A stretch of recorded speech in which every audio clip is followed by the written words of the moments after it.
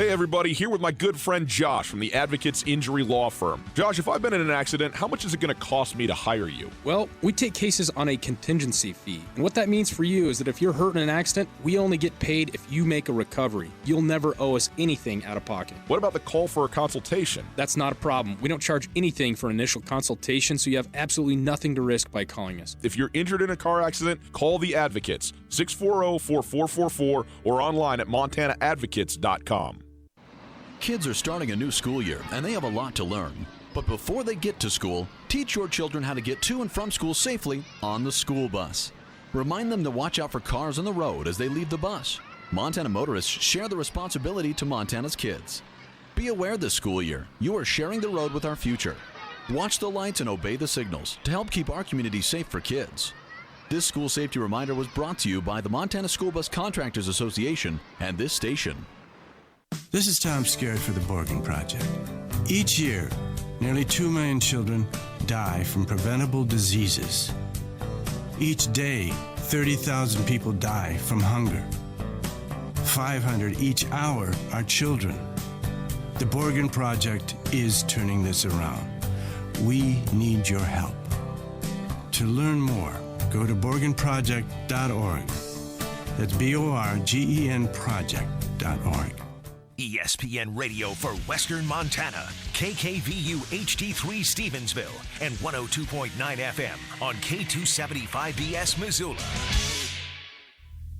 It's 4 o'clock. Welcome to Montana's only statewide sports talk show. Broadcast on 102.9 ESPN Radio for Western Montana and across the state on SWX Television. I like football! Now, the 2017 Radio Sports Broadcaster of the Year on the show with back-to-back Montana Broadcaster Association awards for sports coverage and award-winning sports journalism. Here is Ryan Tutel and Colter Nuanez.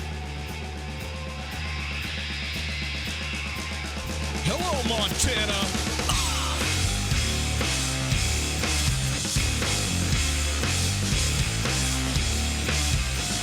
The Grizzlies and the Bobcats, both winners on Saturday. Convincingly so.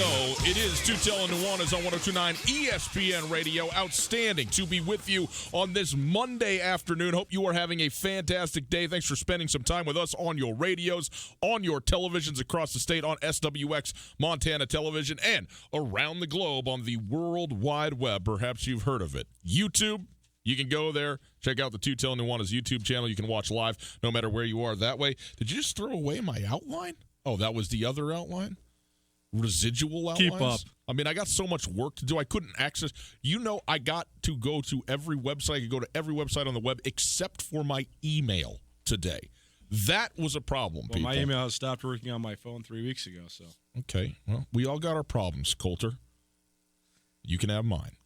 We are also on the World Wide Web ourselves, 1029ESPN.com, another website I could visit flawlessly today.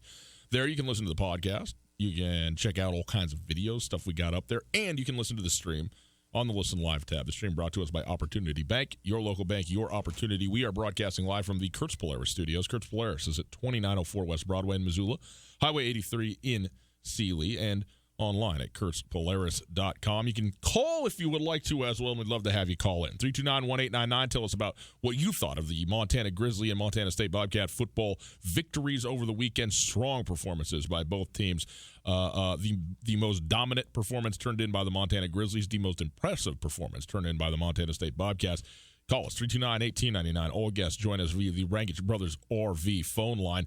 Let's take a look at what we got in the show today. As always, first hour of every show of the week, generally on Mondays, unless there's a holiday. First hour of every Monday show. It is the Montana Football Hour, presented by Lithia Ford. We will go through both the Montana 61-17 smackdown of the North Alabama Lions, and we will also talk about Montana State's impressive 38-17 victory over Southeast Missouri State. We'll hear from both coaches, Bobby Houck, Jeff Choate. We will also hear from a number of players, including Jerry Louis McGee, who had an outstanding day as the Big Sky Conference Special Teams Player of the Week. Bryce Sterk announced 3 sacks for big Bryce Stirk coming off the edge on Saturday. We'll hear from him as well. So a lot to get to here in this first hour. In the next hour, we'll continue talking some football. We will also have Tommy come in here. He is going to be playing some Kay Flay for you tomorrow on the new show. Why? Because she's coming to Missoula on Saturday. How about that? To the Wilma. Kay Flay from Logjam Presents at the Wilma on Saturday evening. So you got to go check out that show. Fantastic show. Kay Flay. I'm into Kay Flay. I listen to Kay Flay a little bit, and I'm into it. She's great. Good sound, good voice, good melodies, good rhythm. It's all good for Kay Flay, so go check her out on Saturday. And Tommy's going to come in and talk to us a little bit about that. We also are going to go around, get some high school scores for you, what happened on Friday night, specifically the Hellgate Knights dominating Billings Skyview, 38-0 in that football game. The first season opening victory for the Hellgate Knights since 2000. That's a long time, but they got it done in resounding fashion, 38-0 over Billings Skyview. So we will get to that. And also, we will talk about the Seattle Seahawks. Of course, ESPN Radio here in Missoula is now the official affiliate of the Seattle Seahawks. We'll be bringing you all the games all season for the Seahawks. They hold on for a 21-20 victory. They do not cover the spread, and nobody on the Seahawks cares because they won over the Cincinnati Bengals. So we will talk about that. So there you go. There's our show outlook. Coulter, how you doing over there? Big weekend. We got some football in on Saturday. Went to Gary Clark Jr. in the pouring down rain last night at the amphitheater. That was a very fun show and enjoyable to be out there. And now you're here, and you're, what? How are you? Your energy meter, is it a little low right now? I know you had to go get some caffeine going. If you wait till 4 p.m. for your first caffeine, though, it really kicks in. The best caffeine. Is this what you're drinking right here out of this little thing? Have you even started drinking it? This is some matcha cold brew. This has cold brew coffee, vanilla, and coconut milk. Send that over 140 milligrams of caffeine. That's what I'm into. Give me. Just let me have a little bit because you got to take it easy. I'm on the struggle. I need it all, and I need all of it. You do? Okay. I'm just gonna guzzle this real quick. It's fuzzy. It's bubbly here. Is it fizzy? Nope, drink? It's not. It's alive though. Look at you, just drinking on live radio. We should teach a class. All the ways to not do live radio. Now, that is a tasty thing. I don't know if it's worth the $14 you pay for it, but it is good. It fills you full of vigor. Is it going to give you mighty energy? Okay, we'll see how we go. Yep. I don't know how I'm doing. I have had a variable temperature change in the last 24 hours. So cold at the concert last night. Stellar show. Gary Clark Jr. ripped it up, and it was pouring as hard as it's ever rained in Missoula, Montana. It doesn't rain. It will rain harder than that for sure, and has. In fact, but not for duration. But not for that long. I mean, it started raining in the late afternoon and just carried on. Yeah, it was an amazing amount of rain. Honestly, they're pumping out the water in the Orange Street Tunnel and everything. A lot of water out there last night. The water does add to the effect of the lights at a night show, though. That is cool to look up and see the lights in the fog and then just the rain coming down. But it was a wet one. My wife gave me the jacket. I was like, what should I wear? She said, wear this jacket. It says waterproof 2X. Evidently, that's 2X out of 10X because I was to the skin soaking wet. Mm-hmm. So it's all good, though. Worth it. Fun to stand out there and enjoy it. Coulter, let's talk about the Montana Grizzlies and the Montana State Podcast, shall we?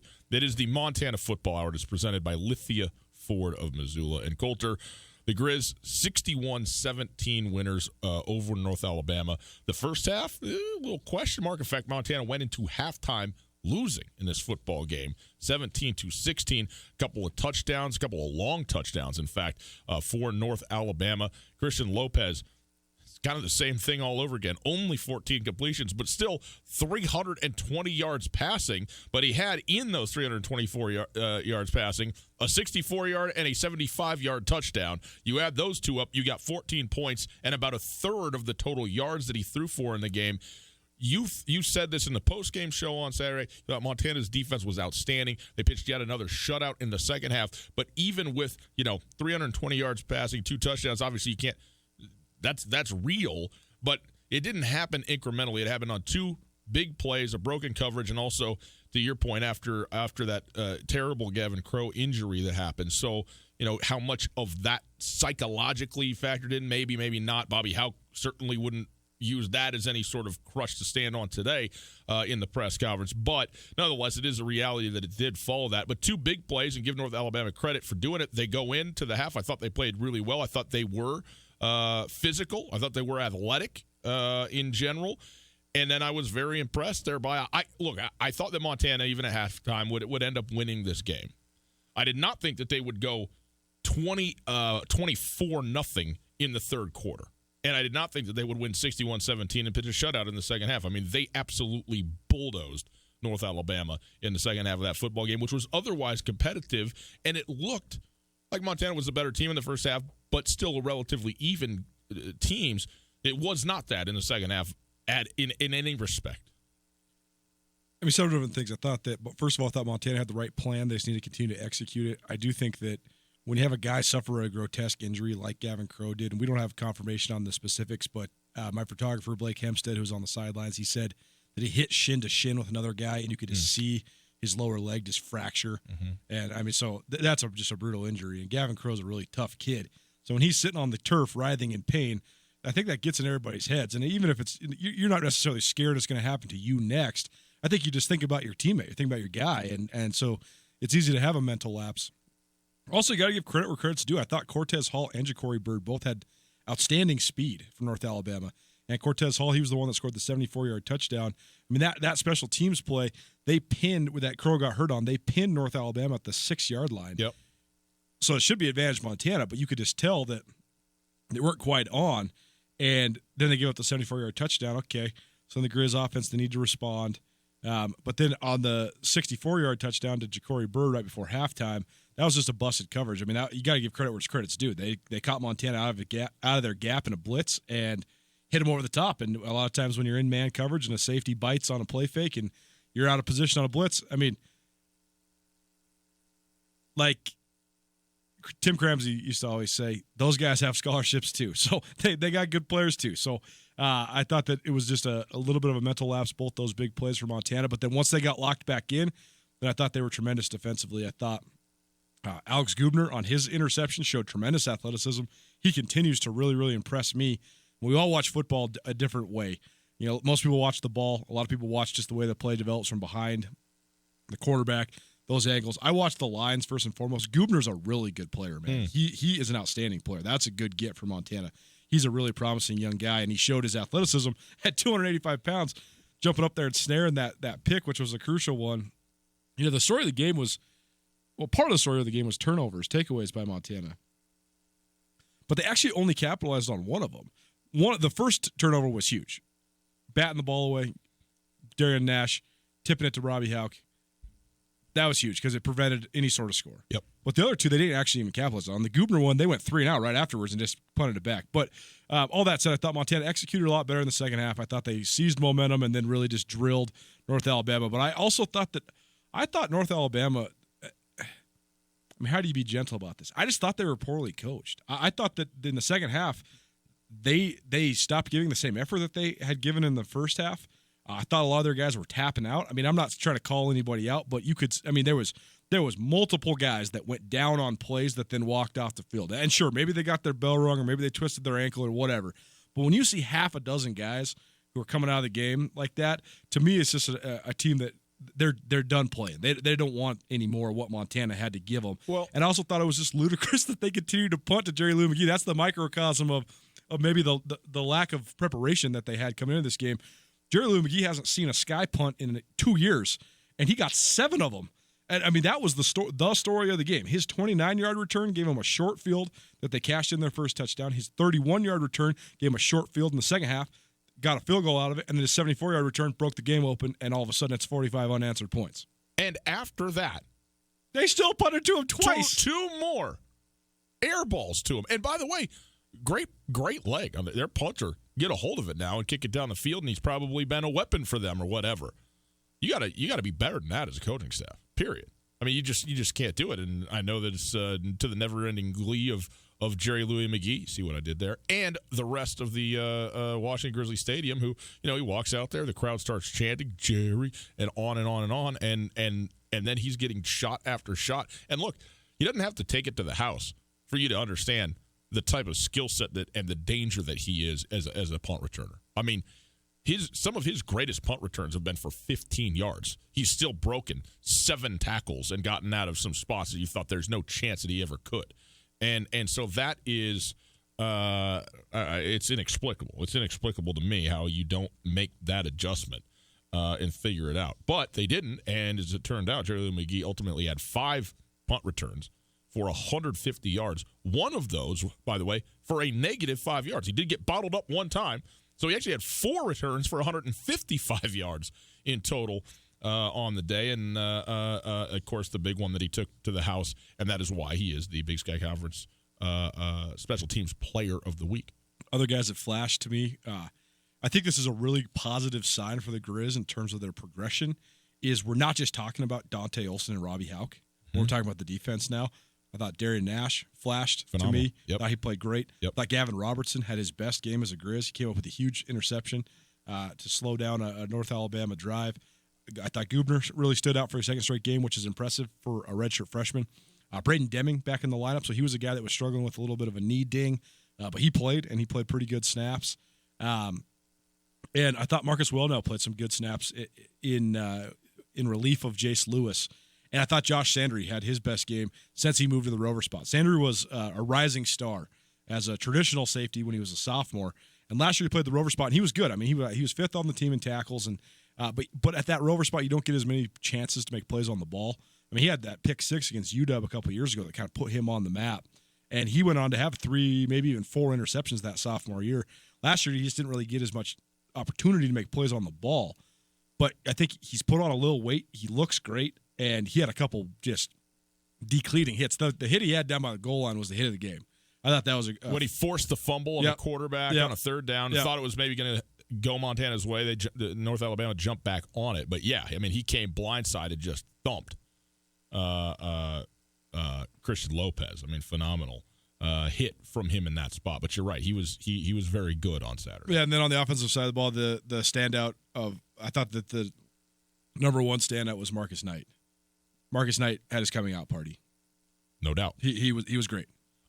Sometimes it works out numerically. It did in this case, so let me bring you 3 things. 3 things for them in this Grizz game. First 3 things, 3 touchdowns by Marcus Knight. Like you said, his coming out party, total 89 yards on 19 carries, 3 touchdowns. 3 interceptions by the University of Montana defense. They were outstanding in the secondary really all day long and had some big momentum plays. And then 3, the number of receptions that Jerry Louis McGee needs to become the all-time leader in receptions for the University of Montana, a number that is not certain but will likely, you would think, be picked up in this trip to Eugene, Oregon on Saturday. So there you go, 3 things coming out of the game. Let's hear a little bit from Bobby Houck. Obviously, once again, a dominant performance in the second half for the Grizzlies. They go on to rout North Alabama 61-17. Montana has not allowed a point in the second half. And so the question, obviously, what's going on? Why are the second halves going so well? Here's Bobby Houck. North Alabama, they're a physical team. I thought they tackled well. They did a nice job. They were ready to go and handle things. We helped them a little bit, probably. So at halftime, we just said our stuff's good. Our plan is sound. We just need to play better, and that's what we did. We played better in the second half. So there you go, Bobby. It's a little, underneath noise there. We know, well, but they got the AC on and the IT wasn't here nor there. But he does say, look, we didn't change anything really at halftime. We just we knew that the game plan was sound. We just kept going with it.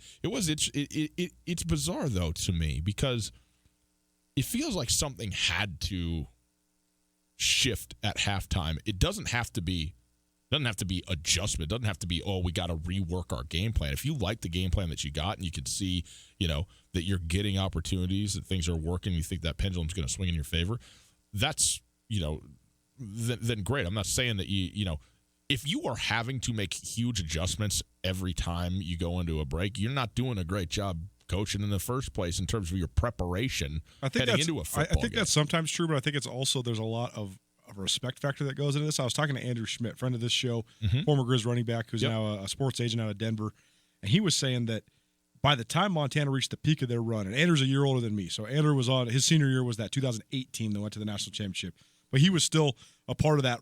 He was a part of the 3 of the 4 years where they went 31-1 against Big Sky Conference play, and he said so often during the 2007-2008 season, teams would show up to Washington Grizzly Stadium with packages, plays, personnel groups that no one had ever seen ever. Mm-hmm. They had completely scrapped any and everything that they were even thinking about doing to come in with a surprise to try to mess with Montana, because that's how much respect and how much fear Montana instilled in other people. I don't necessarily think that's the case all the way with this Montana team yet, but I also do think that, I mean, to me, Bobby Hauck is now 88-22 in his career at Montana. I can't remember a game where, well, I can. I can remember one game, the Northern Iowa game last year. The Grizz came out with their hair on fire. And they ran roughshod, and it was just the whole thing was schemed up, and all of a sudden, they're just rolling, 21-0 at halftime. Mostly, though, Bobby Hauck's team's first quarter is kind of a back and forth, feeling it out. Bobby Hauck's teams dominate the second and third quarter, and then they sit on the clock in the fourth quarter and squeeze the life out of you. And I think it's been a trend. And so I don't think it's a mistake. I think that there is a lot of preparation that goes in, but I also think that they're so confident in their ability to recognize what's going on and adjust in the game. And like he always says, our kids, they don't get flustered. They just stick with it, and then they execute what we tell them to do. And I think that it really is what Montana's style is based upon. It's Tutel Nuanez, 102.9 ESPN Radio. It is the Montana Football Hour. The first hour of every show every Monday is dedicated to football in the state of Montana. We will get to here in just a couple of minutes the Montana State victory and probably the biggest statement win of the Jeff Choate era to date for the Bobcats. But, Colter, a couple more things out of this game. We have not yet touched on Dalton Snead. Snead, again, a very efficient day, 24 of 38. 269 yards, 1 touchdown, no interceptions. He was sacked a couple times, and he did come out of that game for a minute. It looked like he landed pretty hard on his shoulder, and which has been his troublesome shoulder. Yeah, and so it's the sort of thing that who knows the extent of it, but still came back in and was basically effective. Well, basically effective. I mean, they absolutely rolled in this football game. 269 yards. Here's what's interesting, though. Only one touchdown. 5 touchdowns rushing for the Grizz on a team collective effort of 258 yards. And, again, at some point, North Alabama did throw in the towel. And all the backup, the backups, the young guys, they all come in. And Nick Osmo gets 8 touches for 31 yards. But that wasn't necessarily a backup situation. No. Osmo was getting carries early, but Drew Turner, he did get the first 5 carries of his Grizz career. That's right. Drew Turner comes in late, scores a touchdown. Gabe Sulser got a few more catches, a few more touches in this one, 3 for 25. But I mean, in all, it's like you're talking about, including Dalton Snead, 7 dudes with double-digit rushing yards. And so that's spreading it out pretty good, I would say. But Marcus Knight, of course, his 24-yard touchdown, Colter. I mean, that was remarkable. I thought it was a 15-yard face mask all day. The replay showed it was not a face mask; it was around the neck. But if he had gone down, probably would have been a horse collar tackle. Yep. But how he got himself spun around and stayed up, and then just jogged in. I mean, it looked like North Alabama just was like, oh, yeah, he's down. And then all of a sudden he wasn't down. And some of the pursuit guys had just kind of quit. Not quit, but thought that the play was going to be over, and it wasn't over. He just kept it going. Phenomenal individual effort by him to stick that thing in there. And he has – we thought this coming out of last week. It seems unquestionable coming into this week. He has cemented himself as the lead running back for this Montana football team. Yeah, I mean, these are the sort of things that I think we're just going to have to read into and analyze on our own perspective, because they're never going to say, Marcus Knight has now overtaken Adam Eastwood, or he's our go-to guy. That's just not the style of this team, the way that they talk about or don't talk about almost anything. Mm-hmm. But Adam Eastwood was on the sideline suited up, and he did not get in the game. He was in on a couple of pass plays for pass protection. Yeah, he did. He didn't touch the ball till the fourth quarter. Yeah, he had 2 rushes for 13 yards, both late. Which is indicative to me that Marcus Knight has just overtaken him, and I think that's the right decision. I think Marcus Knight is really good, man. I thought Marcus Knight showed some serious juice on Saturday, and the stat line read as much. 3 touchdowns is no lie. He averaged about 5 yards per carry. I mean, it's not a question. You got to tell the truth on something like that. Now, the thing that you got to that I think Montana fans will be looking at hitting into Oregon is certainly the health and also just the ability, I guess, of Dalton Snead and his throwing motion and how that shoulder looks and how he's able to do. Cam Humphrey came in, went 2 for 2 for 27 yards and a touchdown, and I think it was nice for him to get some actual live game action there at the end. But also, I think it was maybe nice for some Montana fans to go, that's a pretty good-looking ball coming out of there. Well, I mean, when Cam Humphrey, he can throw the football. There's no doubt about that. And he, I think last year was very much it was an open competition. Let's put it like that. And a guy that I think that this coaching staff likes, and especially when you have a running quarterback, to a certain extent, a running quarterback in Dalton Snead, to have depth at the position is a big key. Two things. First of all, Montana, this might have been coincidental, or it could have been not. It looked to me, and I hate to speculate about this kind of stuff, but it looked to me like Dalton Snead was laboring to throw the ball a little bit in the second half. He did land pretty hard on his throwing shoulder. Mm-hmm. They went to using the little screen game as an extension of the run game offensively prevalently in the second half. The first drive of the second half was 3 different short passes to Jerry Lou McGee. Let him do work, get us up close to the goal line. Marcus Knight pounded in. Then they started going on the outside with the inside, like they were running outside screens that then the receiver came back in. Sammy Kim, Samari Torrey both made money doing that. So it could have just been something that they saw, or they could have just been trying to take some ease off of Dalton Snead, or both. I think it was a weakness in North Alabama's defense, and also maybe Snead's arm was hurting a little bit. We'll see as we move forward. But the other thing I thought was interesting is our seats in the press box are right next to the scouts. Mm-hmm. And there's 2 scouts there. There's one from the Rams and one from the Edmonton Eskimos. And they're looking at Dante Olson. Mm-hmm. Sometimes they're looking at Jesse Sims. There's probably some other guys that maybe might get a sniff here. We'll see. But those are everybody's coming to see Dante Olson. When they're scouts, I mean, every time I've gone to practice, there have been scouts there. Mm-hmm. And they're all looking at 33. Okay. But I thought this was interesting. I was talking to the guy from the Rams. I said, who else do you like out there? And he said, I love Montana's quarterback. He said, I think this kid is nails. He said, I've been scouting for the Rams since they were in St. Louis. And I love Case Keenum. And we brought Case Keenum in. And he said, I think Snead is bigger, stronger, faster, more athletic, tougher, better arm, everything than Case Keenum.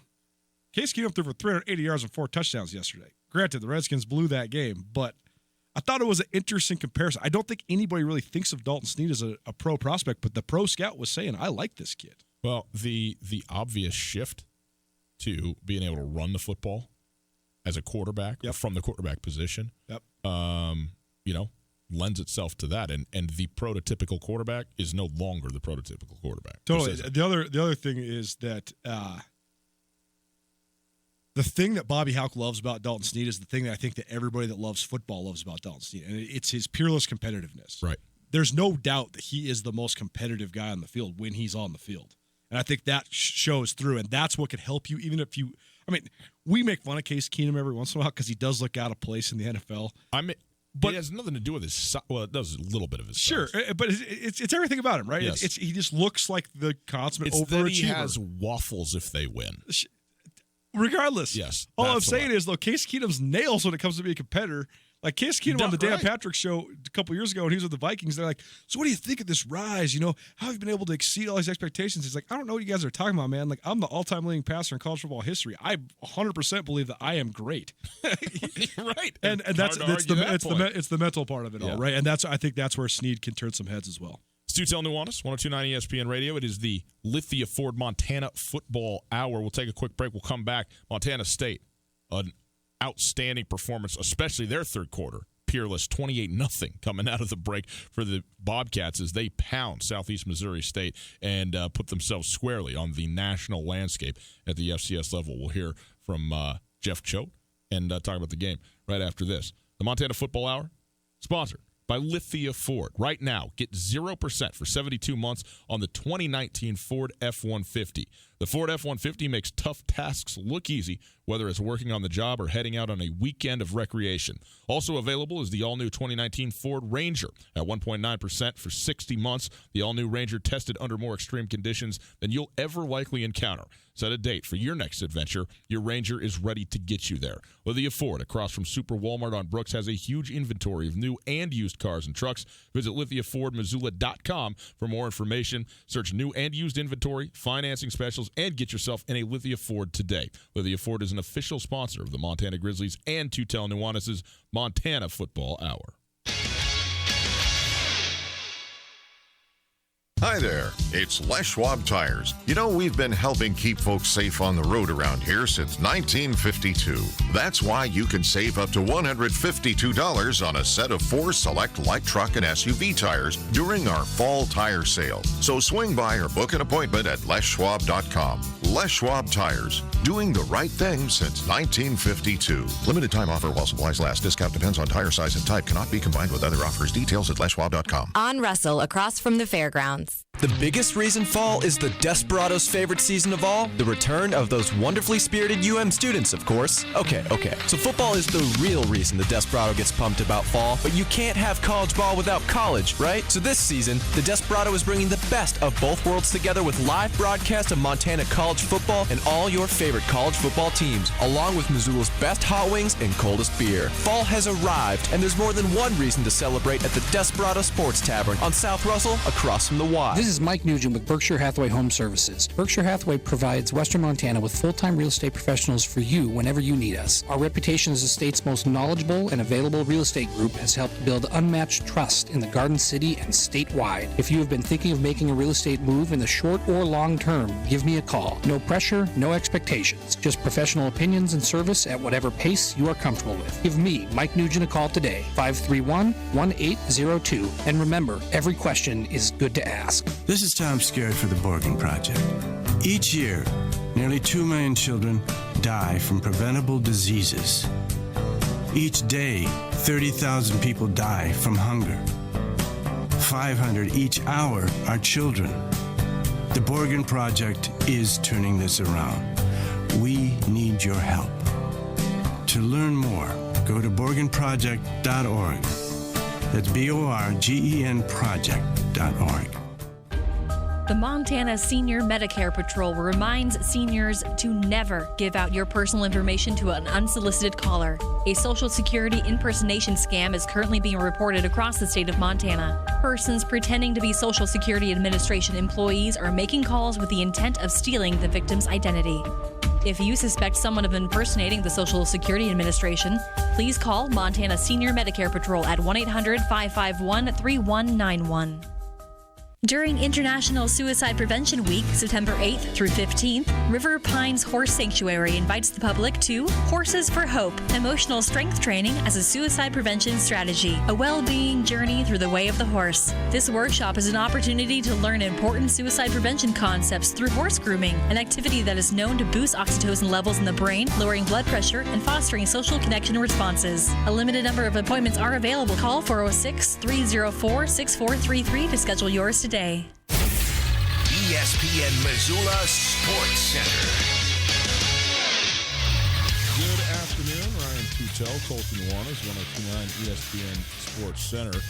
Montana Grizzlies were big winners on Saturday evening, beating North Alabama 61-17. Dalton Snead completed 24 of 38 passes for 269 yards and a touchdown, and Marcus Knight scored his second, third, and fourth touchdowns as a Grizzly, finishing with 3 in total and 89 yards on 19 carries in the victory. Montana shutting out North Alabama in the second half. The Grizzlies on the road this week to Oregon to play the Ducks. That game on the Pac-12 network under the lights in Autzen Stadium. Jerry Lou McGee, 74-yard punt return in that game to earn Big Sky Conference Special Teams Player of the Week. Bryce Sterk, defensive end for Montana State. He is the Big Sky Conference Defensive Player of the Week after notching 3 sacks in Montana State's 38-17 victory over number 12 Southeast Missouri State. Sterk's 3 sacks, a part of a 5-sack effort by the Bobcats.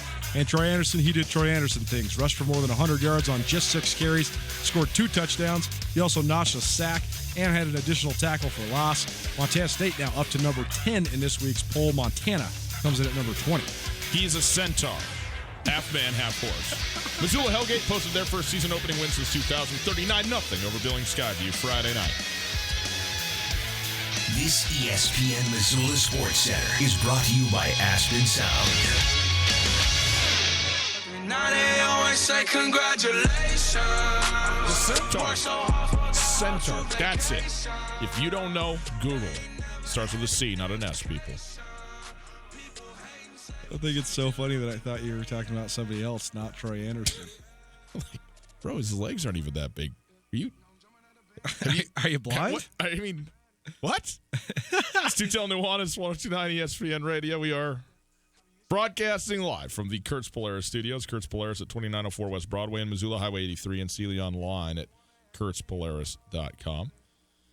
Good to be with you. SWX Montana Television, across the state. Pleasure. Around Western Montana on your radios, 102.9 FM. And on YouTube, Tutel Nuanez channel. You can check it out there. You can stream us, all those things. We're broadcasting live from the Kurtz Polaris studios. Did I say that already? What the heck. 2904 West Broadway in Missoula, Highway 83 in Sealy, online at kurtzpolaris.com. Sometimes you get a little turned around. You can't remember, It kind of all flows together. Well, you say this at 6:01 every day. Hey, Coulter, what are we doing the show today? No clue. I've been blacked out for the last 2 hours. Yeah. Every single day. Yeah. No recollection. Coulter, Montana State, resounding victory. By the way, we are continuing in the Montana Football Hour presented by Lithia Ford. They 38 to 17 victory for the Montana State Bobcats against a team that was the number 12 team in the nation, and a very much a likable. I mean, they're right next to there, 12th and 13th in the national polls. Okay, coming into this football game, and it was 10-10 at halftime. Like a 55-yard field goal at the end of the half for their kicker Tiller for Southeast Missouri State, just bangs it through, and you go, oh man. And we talked before this, Coulter, and what was striking to me is that Montana State looked to be the slightly better team to me in the first half. And I thought they played well on defense. They didn't execute all that well offensively. I thought SEMO played some good defense in that. But they were the better team, and they were ahead in this game 10-0 in the first quarter. And then they give up that lead, and they give up the lead. It ends up being tied at halftime on a great but a kind of an unlikely kick. I mean, if you're coin flipping an FCS kicker making a 55-yard field goal, you can say, no, probably that doesn't go through. And he bangs it in, and now it's tied. So all the work that you did to kind of get the lead, it goes back, and it's 0-0, all that stuff. Montana State has often been a victim of, not a victim, but they have played with, even when they're better, what feels like a little bit of nervousness at times when games go this way. Oh, man, we should be ahead, or, this game shouldn't be as close as it is, it shouldn't be tied or whatever.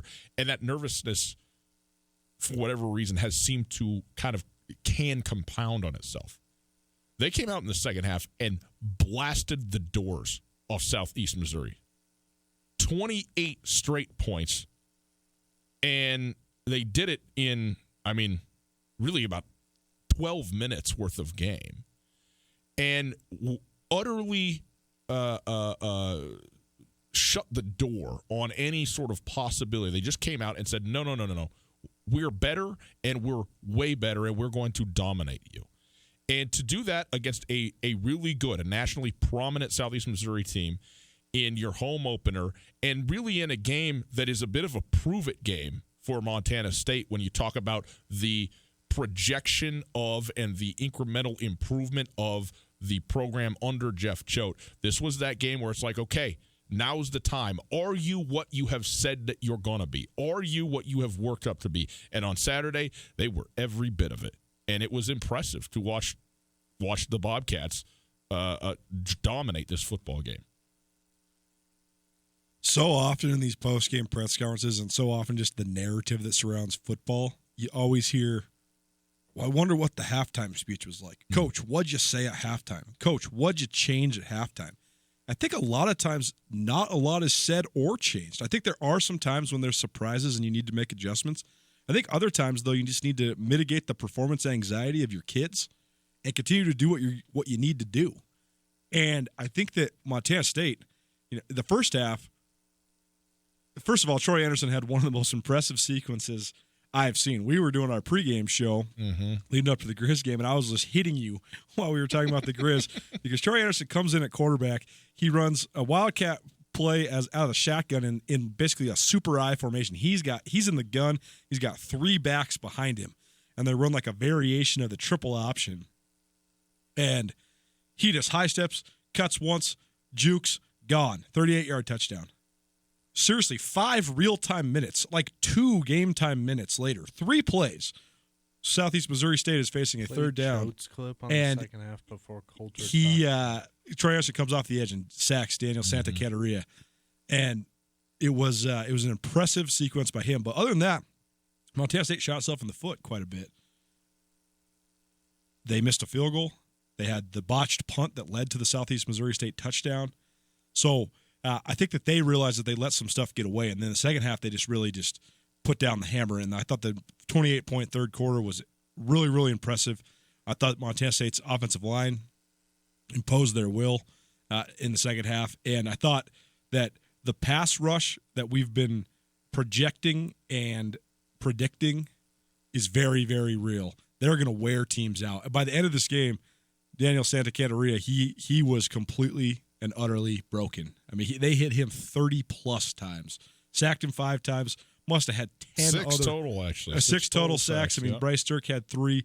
They were impressive rushing the passer, and that's going to be something that they really give teams problems with moving forward. Let's hear a little bit from Jeff Choate. I got several pieces of sound for you. First, though, about the second half, which, again, was a dominant one for the Bobcats. We came out, had great energy, obviously feeding off a great crowd that we had tonight, and then had a couple miscues that gave them momentum. And that's what gave them the opportunity to tie the game at halftime. And had a nice kickoff return by Logan Jones to get us started at the beginning of the third quarter, and then capitalized on that. And once we were able to get 2 scores, I mean, things kind of took care of themselves. I thought our defense played lights out.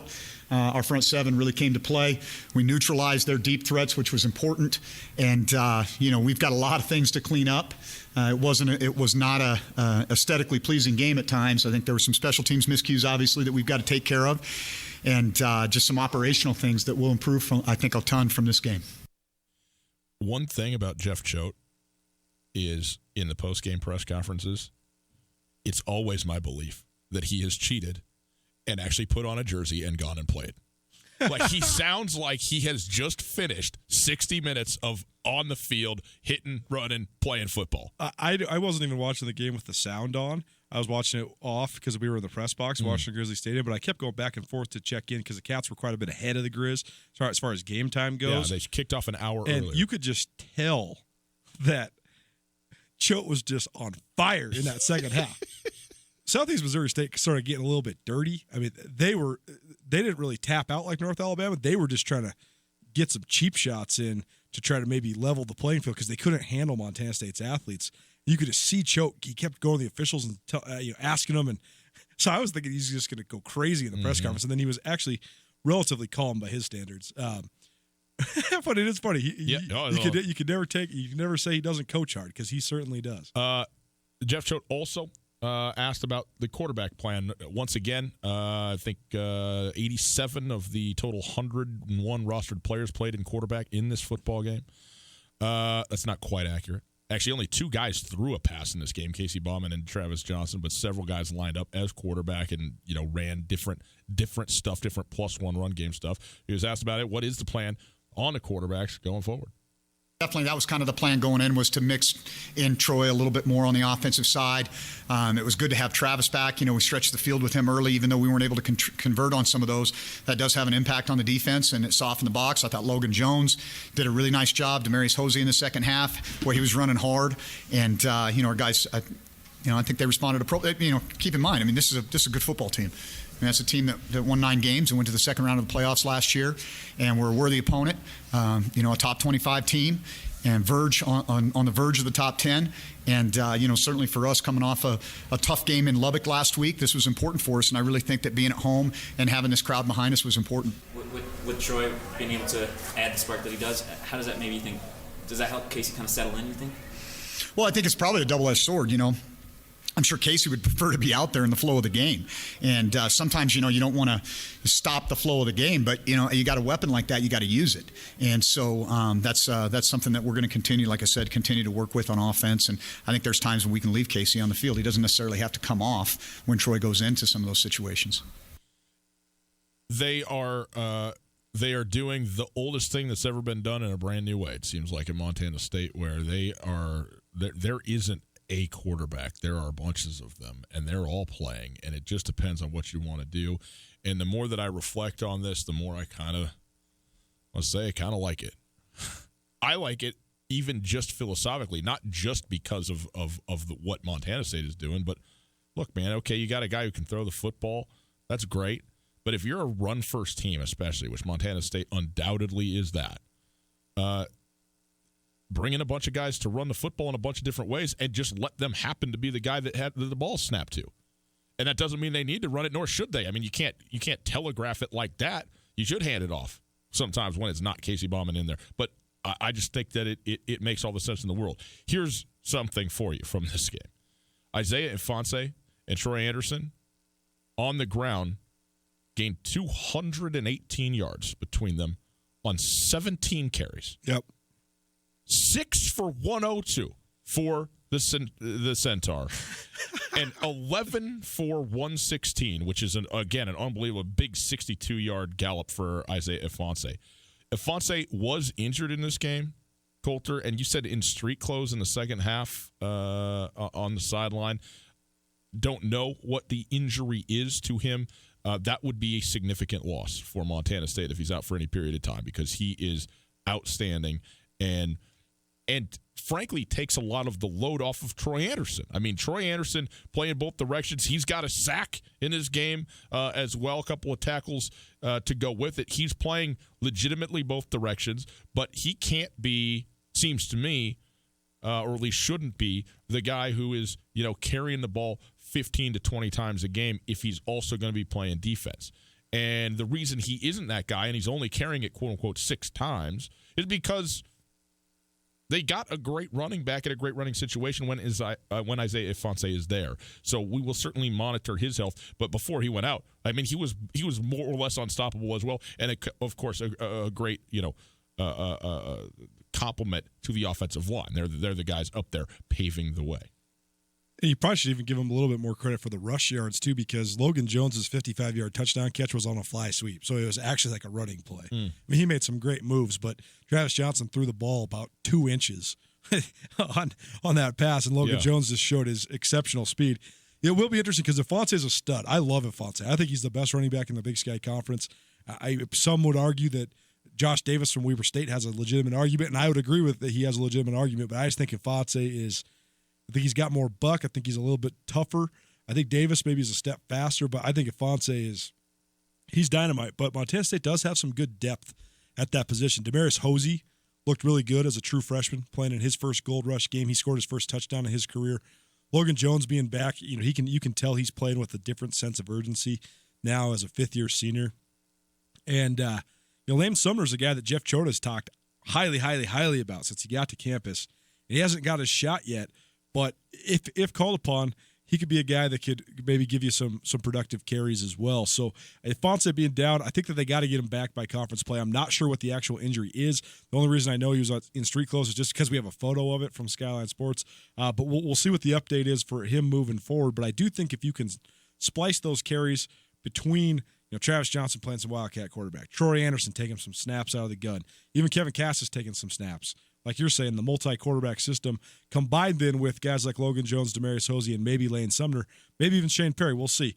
But they do have some guys you can fall back on. And I think that is a way they can maybe mitigate this thing and get Isaiah Ifanse back healthy for conference play.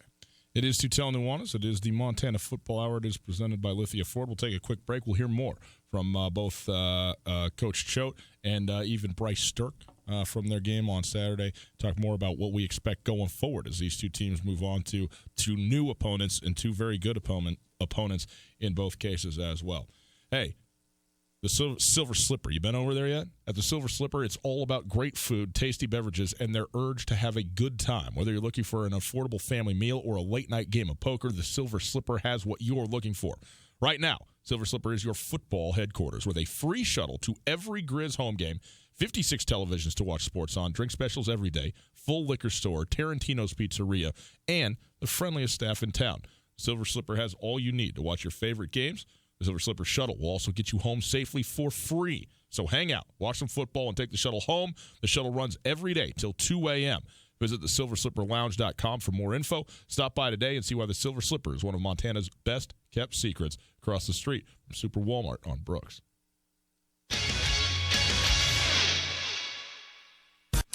Alpine Touch has been part of the fabric of Montana for more than 60 years. Decades ago, Russell Street started selling his touch of magic in whitefish. Years later, Alpine Touch's all-purpose seasoning remains a favorite. It's tailgating season, and there's no better way to spice up your grill before a Grizz game than with Alpine Touch. Go to alpinetouch.com now and use the checkout code ESPN10 for a 10% discount on your order. Alpine Touch is here to keep your mouth watering all football season. Alpine Touch, Montana's special spice.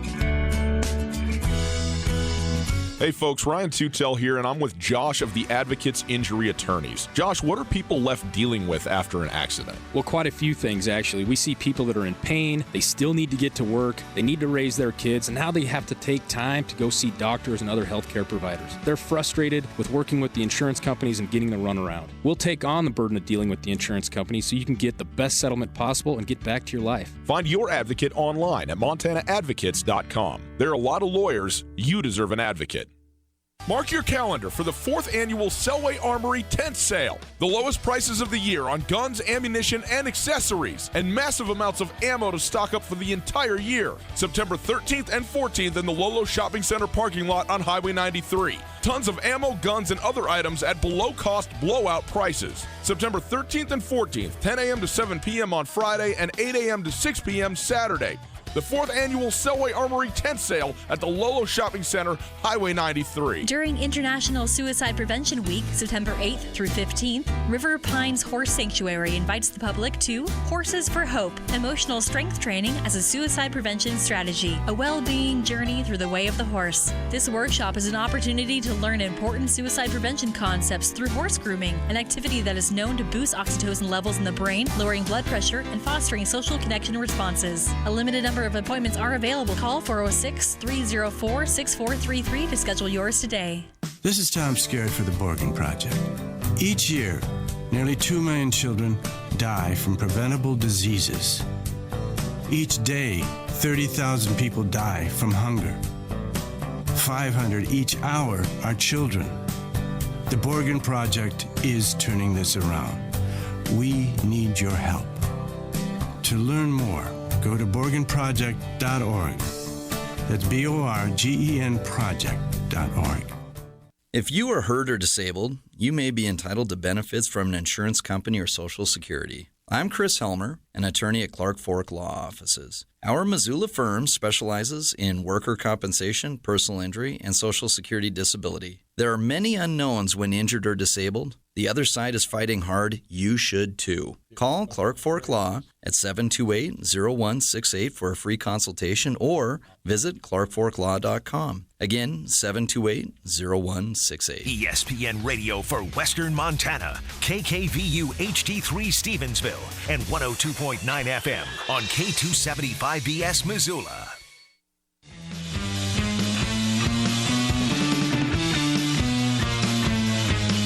Hey, how we doing?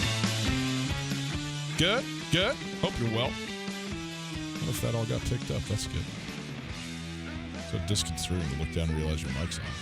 We are broadcasting live from the Kurtz Polaris studios. Kurtz Polaris at 2904 West Broadway in Missoula, Highway 83 in Sealy. Online at kurtzpolaris.com. Outstanding to be with you on a Monday afternoon. It is the Montana Football Hour. It is presented by Lithia Ford of Missoula. And we continue in it now. Coulter, again, 2 dominant performances by both Montana and Montana State. The Grizzlies go to 2-0. Montana State, of course, 1-1. They lost at Big 12 opponent, Texas Tech. So, that makes sense. But Bryce Sterk, defensive player of the week in the Big Sky Conference. 3 sacks in this game. Had obviously an outstanding day. Let's hear a little bit from him from after this game, specifically on what that game and that win meant to the Montana State Bobcats. I mean, we got to win the conference first to get that first round bye. But, being able to beat a top 15 team, I don't know exactly what they're ranked, but able to show a show of dominance like that really goes a long way, I think, to the committee and who decides that. So I think we're off to a good start, and we got a lot of work to do. They're getting asked about it, but they are answering the questions about it. Mm-hmm. And it's almost, they're not just saying, look, we don't worry about that stuff. We can't control it. It's on to next week. It's certainly something that is an open conversation. Both Coach Choate and Bryce Sterk, saying, it's what it is, and it's a good win, and it's an important win. And now it makes this week even that much more important, going to Western Illinois and trying to get to Macomb. So there are multiple ways to go about handling stuff like this. And for the first time coming into a season with expectations and then stamping it emphatically on Saturday, and you go, okay, this is what we're here to do. So we're not here. There's no hiding from the fact that what we are here to do is be a top 8 team in the nation and have a bye in the first round of the playoffs, even though it's only week 3. I mean, Choate said today at his press conference, he said the trip to Western Illinois is what's going to define them as a team. It's not necessarily this Southeast Missouri State win. Last year, Montana State posted a hard-fought win over Western Illinois in the Gold Rush game. That was a Western Illinois team coming off a playoff bid. And the next week they went to South Dakota State and they laid an egg. They were down 35-0 before they even got the engine started. And so I think that, make no mistake, Montana State's only 5-12 on the road under Jeff Choate. And 2 of those wins came in Missoula. So they need to prove that they can win big road games, including non-conference road games. And Western Illinois might be a little down. Cannot go to Macomb and lose because it completely washes away the momentum you created by this win they had on Saturday. Saturday, the front 7 for Montana State was dominant, led by Bryce Sterk. Sterk had 6 total tackles. Half of those were sacks. 3 sacks on the day. 10 total tackles for loss for the Bobcat team. 6 of those sacks specifically. So he was asked about getting to SEMO quarterback Santa Canatarina. Really important. Going into this game, the D-line knew the QB was the heart and soul of their offense. When he was doing good, they were rolling. And when he was flustered and, was feeling the pressure, they were bad. So we knew we had to get to him early, start fast, and make sure he feel the pressure. Coach talked about how, I know that you, I think, tied for the league lead in sacks last year. Already have 4 this year through 2 games. So Coach talked about just your improvement. Can you speak to that? I think I got a little bit more flexible in my lower half. My hands are a little bit better. I'm able to, dip and rip underneath tackles. So I think a lot of off-season training and stuff like that and watching film has helped. He didn't think their quarterback is feeling too good physically right now. Would you agree with that? I mean, do you think you guys were able to get after him pretty well tonight? Yeah, absolutely. I think, as the game progresses, you see him, he starts getting more and more jittery in the pocket. He wants to scramble and get rid of that ball quicker, which is why they had a lot of drop passes in the 3rd and 4th quarter. Bryce Sterk sounds exactly like Jeff Choate, except he did play in the game, right? I mean, he's out there breathing hard. Quickly, and then we'll talk more about him, but Jeff Choate was asked about Bryce Sterk and the outstanding game that he had. Here's what he had to say. He's improved. That's the thing that I see about Bryce. I think one of the things that happened with him, he was at Washington for a while, but he really wasn't in game preparation mode. A lot of times he was working on the scout team or a backup type of guy. And last year when he got here, he had to learn how to prepare like a starter, and he's got that down now. And so he's studying those offensive tackles and identifying what kind of moves he's going to use going into the game and developing a pass rush plan that's going to be effective for him. He's an outstanding player. He had a big day. He's benefited because he's not the only guy out there on that defensive line getting it done. But he is certainly a force to be reckoned with. And, again, Defensive Player of the Week in the Big Sky speaks for itself. The weekly awards, I don't think you can put a lot of stock into them singularly, but I do think that they actually have a little bit more of a symbolic impact than maybe people give them credit for. What I'm getting at is I remember when Montana State was winning conference championships, when they won 3 straight, and each week a different Bobcat was either the offensive or defensive player of the week. And I think it's a credit to the credibility that your program has, and it also is a credit to the schedule you're playing. But when your kids are rising up and winning those awards, I do think that that's pretty. I think it's a testament to the progress you've made. And it's been a little while since the Grizz and the Cats have dominated these awards, but now here we are right out the gates, and Jerry Lou McGee was the special teams player of the week. Bryce Sterk was the defensive player of the week. And I always say, I think you need 10 to 12 elite players, guys that are amongst the best players in the conference at their position to be a conference championship contender. And Montana and Montana State both have those. I don't know if Montana has a full 10 or 12, but they're getting there. And I do think Montana State has 10 or 12 guys that are real game changers. So, to me, in this game, just Montana State's ability to pressure the quarterback, led by Bryce Sterk, but also spurred on by Derek Marks. I think his move to the inside has been key for Montana State. He collapses the pocket from the interior of the defensive line so well. But, SEMO, they go as Daniel Santa Camarilla goes. And Montana State just bludgeoned him. They hit him so often. And you could just tell. It wore him out. He was making throws on the run and was really impressive early, and he really, really faded late. I think that's just a testament to the relentless pass rush that Montana State was able to manufacture. Colt, when you look at these two wins, the Montana Grizzlies and Montana State overall, and the arc of their season, is it more important? Well, every win's really important. Let's put it like this. The win was more important for Montana State. A loss would have been far more devastating to Montana if that would have happened, given the opponent that you're playing. But what do you think these two teams now headed into? Oregon in the case of the Grizzlies, which we'll get into this more later in the week. The team is going to try and win the game. They're going to win the game. Whether that is a reasonable possibility, I guess is an open conversation. We can touch on that. But that's the mindset they're going in with. That's the point. They're not going in trying to, see how things go and get some guys some reps and, play in a great environment. They're going to win the game. Montana State is going to Macomb, which Jeff Choate said. He said from before the season started, we have been talking about this football game. I found that surprising that he would, kind of look ahead and have that one, even after SEMO, well, it is the number 12 team in the nation, that this would be the game that you're looking forward to, or for. But it's a big, big game for both of these teams. Where are we at with these two schools headed into week 3? Well, I think Montana State has to continue to prove it. Jeff Choate has preached this narrative so heavily, so often, so frequently since he took over, the incremental steps of building a program. And this year, they have all their hashtags, and their hashtag is #WinBig. And they won big on Saturday. They whipped SEMO, man. You could take a late touchdown that was sort of in garbage time, and then you can take the touchdown that resulted from the fake or from the fumbled punt snap, and now you're talking about you won that game 38-3, and obviously those plays happen, so the 17 points is on the board, but it was still a decisive victory by Montana State. Mm-hmm. But they have to continue to prove it. Again, if you go and lose at Western Illinois, all the momentum from Saturday is for naught. So I think if you're the Bobcats, you have to figure out a way to win these next two, go into conference play 3-1, and then see how you can get on a roll with the conference schedule you've been provided. Right. And if you're Montana, I think you just got to figure out a way to not lose the momentum. We asked Bobby Hauck, what is your gauge of success in a game like Oregon? He said winning. Period. No extrapolation, no nothing, no details, winning.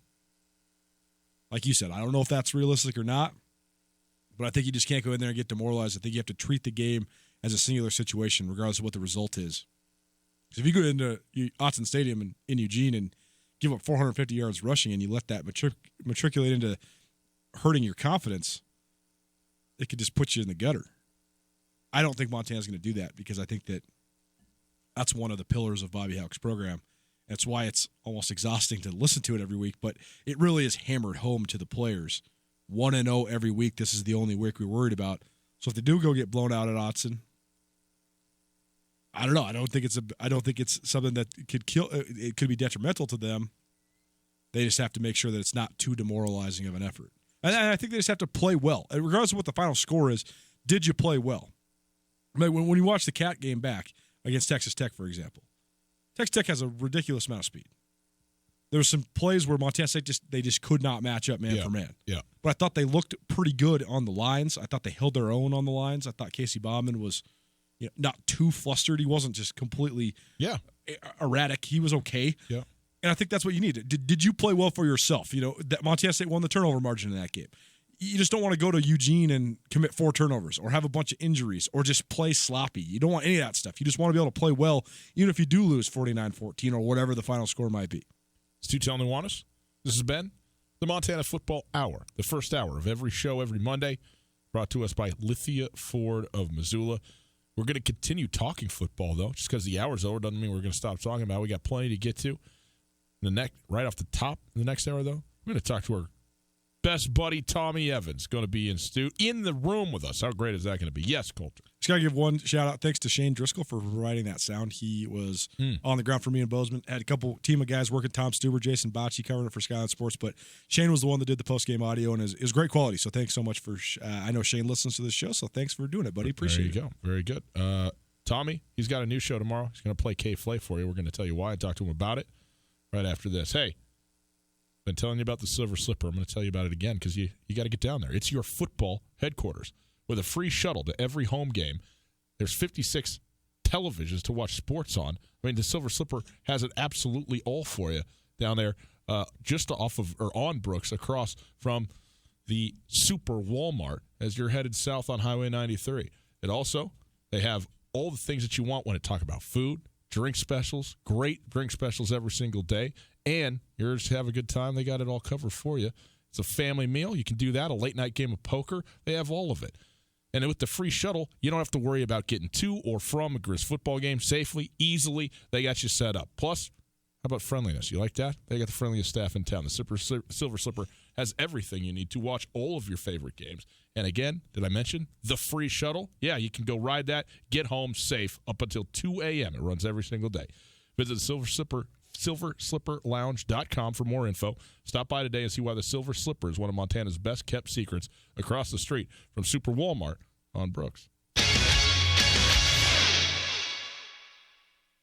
The Polaris Factory Authorized Clearance is here. The world's best-selling off-road lineup is priced to move with financing as low as 3.99% and rebates up to $3,500. Live life wide open in a high-performance RZR. Tackle anything from mountains to mud holes on a legendary Sportsman ATV. Get more done with a hard-working Ranger or take on any task or trail in a versatile Polaris General. The best deals of the year are happening now. See Polaris.com or your Polaris dealer for rebates up to $3,500 and financing as low as 3.99% APR for 36 months during the Polaris Factory Authorized Clearance. Kurtz Polaris at 2904 West Broadway in Missoula and Highway 83 in Sealy. Kurtz Polaris is now showcasing all of the new 2020 Polaris off-road vehicles. To be the first to get a great deal on brand new state-of-the-art Polaris vehicles at Kurtz Polaris. Online at KurtzPolaris.com. Rebates valid in U.S. through 9/30/19 on new 2015 through 2019 vehicles. Financing offer valid on 2015s through 2020s. Subject to credit approval. Offers vary by model. See dealer for details. Always wear a helmet. Never drink and ride. Hey folks, Ryan Tutel here, and I'm with Josh from the Advocates Injury Attorneys. Josh, if our listeners have been injured in an accident, how can you help? We're here to help you after a car accident by negotiating with insurance companies, recovering lost wages if you have any, and even getting you into a rental car if you need one. Call us today for a free consultation, and we'll get started helping you right away. If you need help, get a hold of the Advocates. Call Josh at 640-4444 or online at montanaadvocates.com. You deserve an advocate. This is Tom Skerritt for the Borgen Project. Each year, nearly 2 million children die from preventable diseases. Each day, 30,000 people die from hunger. 500 each hour are children. The Borgen Project is turning this around. We need your help. To learn more, go to BorgenProject.org. That's BORGEN project.org. The Montana Senior Medicare Patrol reminds seniors to never give out your personal information to an unsolicited caller. A Social Security impersonation scam is currently being reported across the state of Montana. Persons pretending to be Social Security Administration employees are making calls with the intent of stealing the victim's identity. If you suspect someone of impersonating the Social Security Administration, please call Montana Senior Medicare Patrol at 1-800-551-3191. This is Tom Skerritt for the Borgen Project. Each year, nearly 2 million children die from preventable diseases. Each day, 30,000 people die from hunger. 500 each hour are children. The Borgen Project is turning this around. We need your help. To learn more, go to BorgenProject.org. That's BORGEN project.org. Tutel and Nuanez on 102.9 ESPN Radio for Missoula. ESPN Missoula Sports Center. Good evening. Colton Nuanez, Ryan Tutel. A little sports news for you. Ja'Cory Byrd cruised across the goal line of the north end zone at Washington Grizzlies Stadium Saturday, silencing a crowd on hand to watch Montana chase its 16th straight home opening victory. That 61-yard touchdown gave the visiting Lions of North Alabama a 17-16 lead with 2 minutes to play in the first half. After halftime, though, Saturday evening belonged to the Grizzlies. Host Montana scored 24 points in the third quarter, including Marcus Knight's second and third touchdowns, along with a 74-yard punt return for a touchdown by Jerry Louis McGee. The Grizzlies scored 21 more points in the fourth quarter on the way to a resounding 61-17 win. Nick Osmo and Drew Turner each scored their first touchdowns in their Grizzly career. Jerry Louis McGee and Bryce Sterk of Montana State, respectively, Big Sky Conference Players of the Week.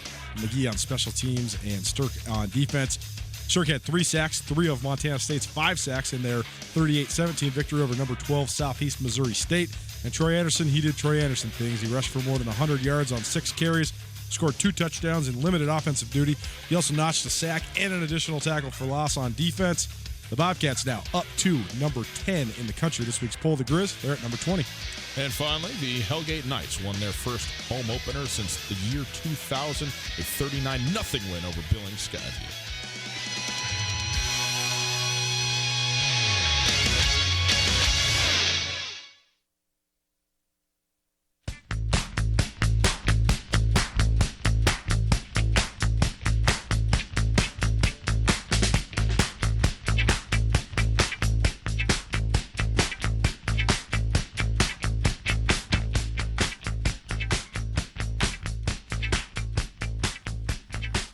The only thing we love as much as we love sports around here, probably, is music.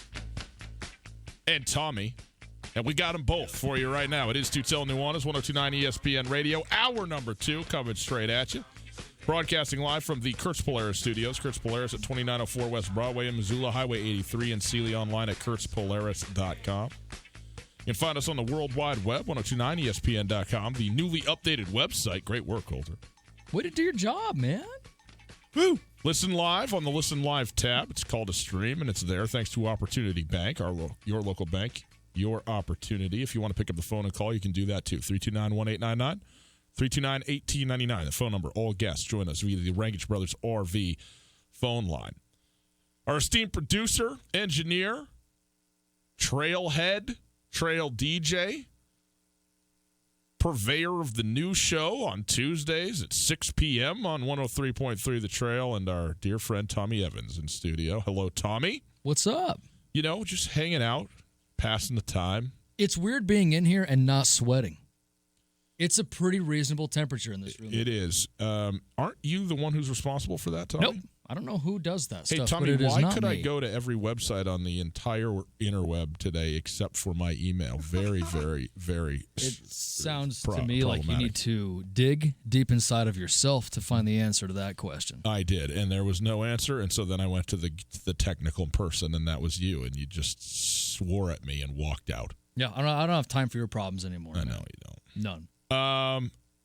Tommy, Kay Flay is an artist. She's a singer. Oh, man. Songwriter. Are you going to this? I have not made a determination about this How yet. about you, Coulter? I was going to. No? Nope. Why so He's gonna stern be- and why so He's weird? going to be in Eugene, Oregon. That's why. Oh, He's that's going why. to be at the Oh. Oregon Duck Grizzly football game. Oh, okay. So that's a good reason. Yeah. I like Kay Flay a lot. I listen to Kay Flay quite a bit. I think that, the dark side of life is not one you want to spend a lot of time with, but you need to acknowledge at times. And she does so in a very oddly peppy and poppy sort of way.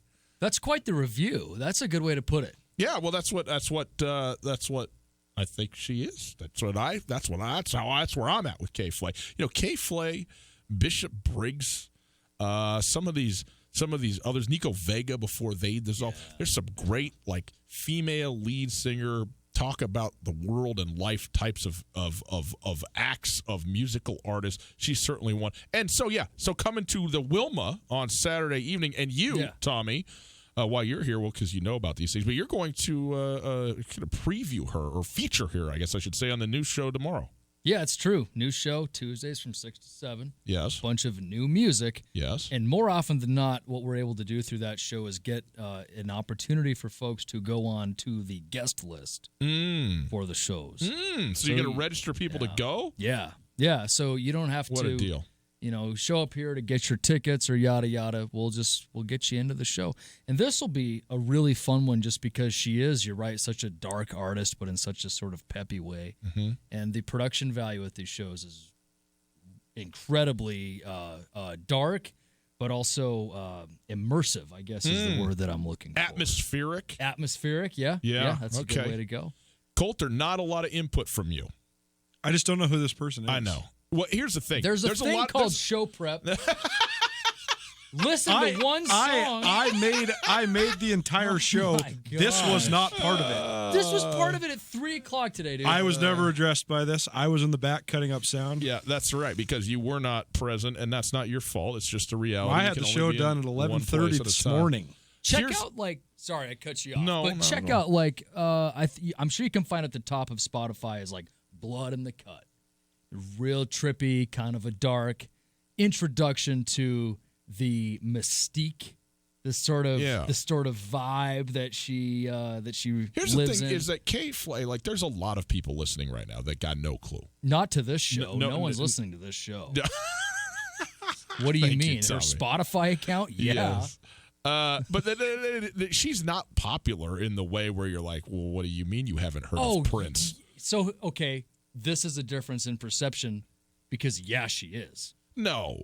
I mean, she is well known. I mean, she's going to the Wilma. That's a significant venue. There's a couple of thousand people in there. Right. Okay. But if you walked up, I mean, Coulter and I are going to agree on this one for once. If you go man on the street to this, down there, I bet you're 2 out of 10 who've heard of K-Flay. That's at best. 2 out of 10 have heard of Macklemore, let alone K-Flay. Oh my goodness! In your elderly demographic, perhaps that's the case. Well, yes, our elderly demographic, which represents almost everyone, not you. Okay, 38 million listens on Spotify. It's pretty good. Pretty good. But it ain't a billion.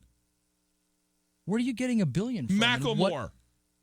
Oh, right. Yeah, I'm not even giving any attention to that thing anymore. All right. So, Tommy, 6 to 7. So, what are you going to play multiple tracks, or are you just going to play one or two? And you're going to give away some tickets? How's that going to go? We're going to give away some passes to the show. We're going to profile the artists. And so, if you're listening to the new show anyway, this will fit in because it's new stuff. So, it's a chance to be introduced to an artist, learn a little bit about her story, why she makes the music she does, and what she hopes to convey in so doing. Tommy, appreciate it very much. Boys and girls, if you'd like to go to the show, go to logjampresents.com. Get tickets for it. Saturday evening at the Wilma, K-Flay. Check her out on the new show. Learn the stories, learn the music. Tommy, as always, appreciate you, my friend. Thanks. Coulter, do you follow KFC on Twitter, or is that an ad? It's an ad. You are following Fried Chicken on Twitter. No, it's an ad. Following. I think it's a follow. That's why Coulter hates it. I think it might be a follow, dude. I think it might be a follow. If you know anything about me, you know I'm way too snobby to ever. Let's just leave it. You make your own fried chicken. He does gourmet? actually. Coulter does. Yeah. He works his way around a kitchen a little bit now. This man here. Yeah, I've heard. Sutel Nuanez, 102.9 ESPN Radio. Thank you, Tommy. You are dismissed. We did go to Gary Clark Jr. last night together. Stood in the rain, danced a little bit. Danced because, you like the music, and also just as a survival tactic.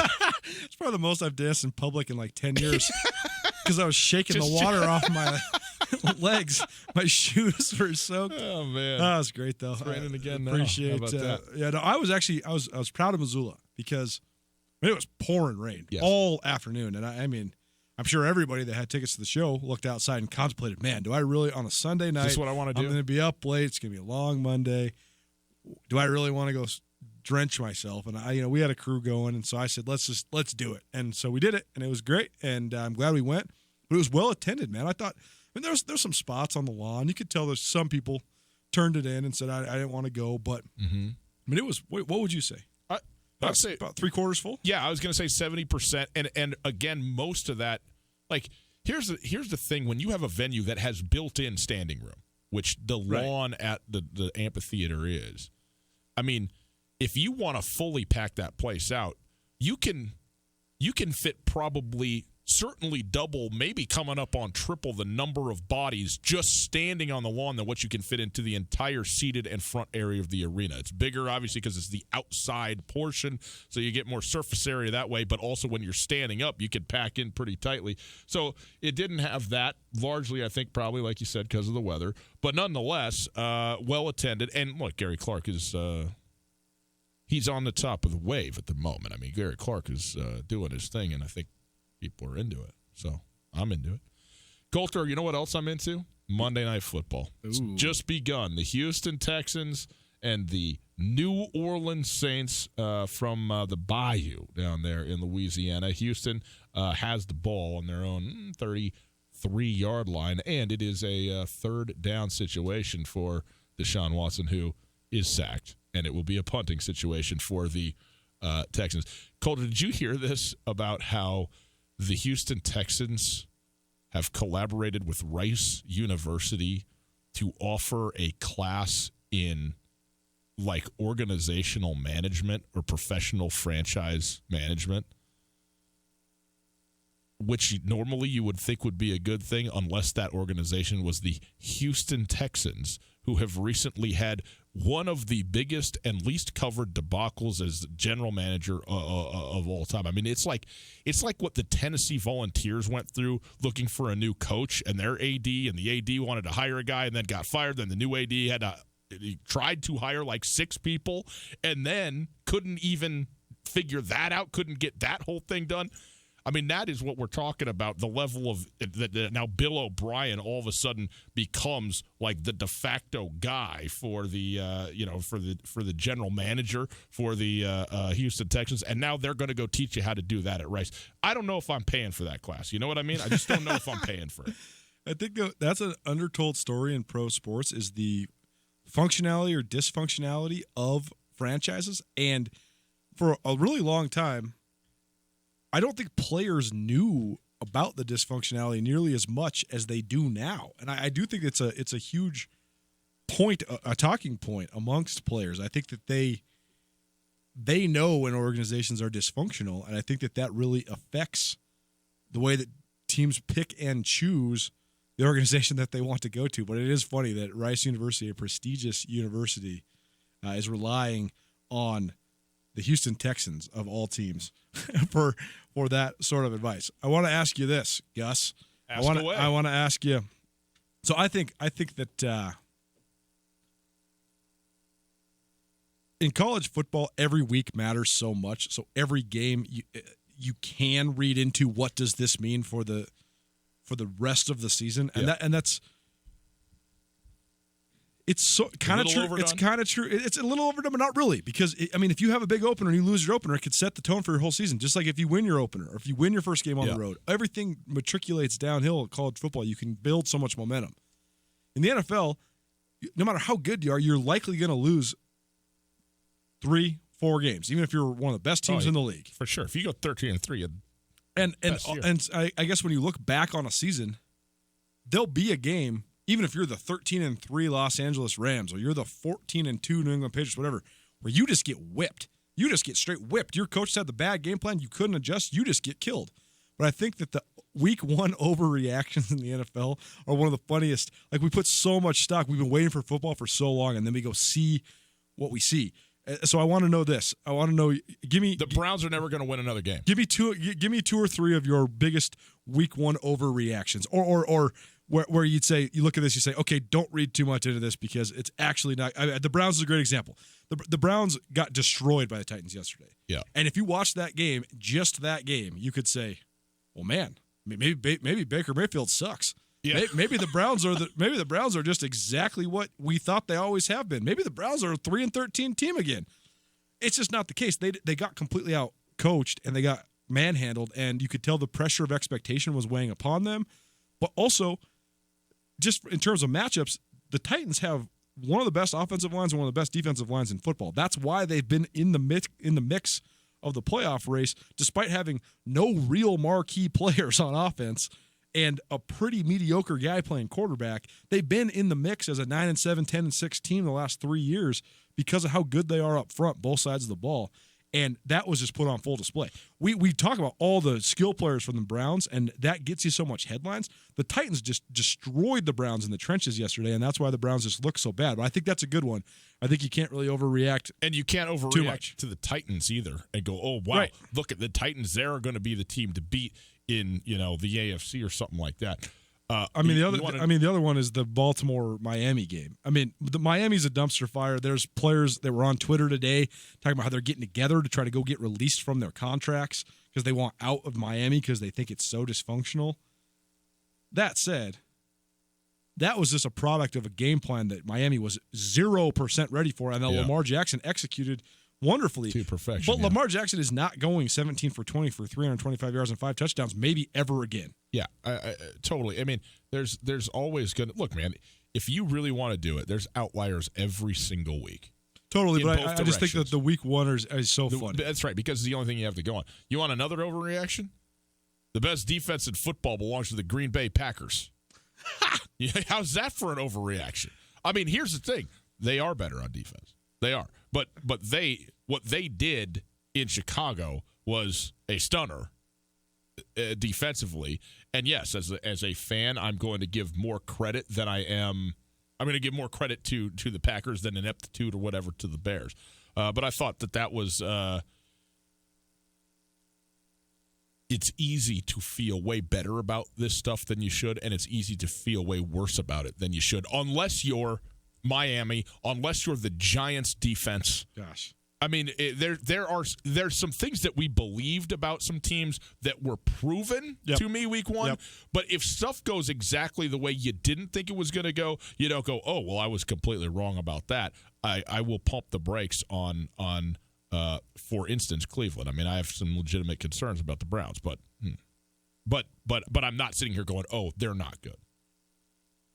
Being back to full strength defensively and being back to full strength on the offensive line, the Vikings looked like the Vikings of 2 years ago.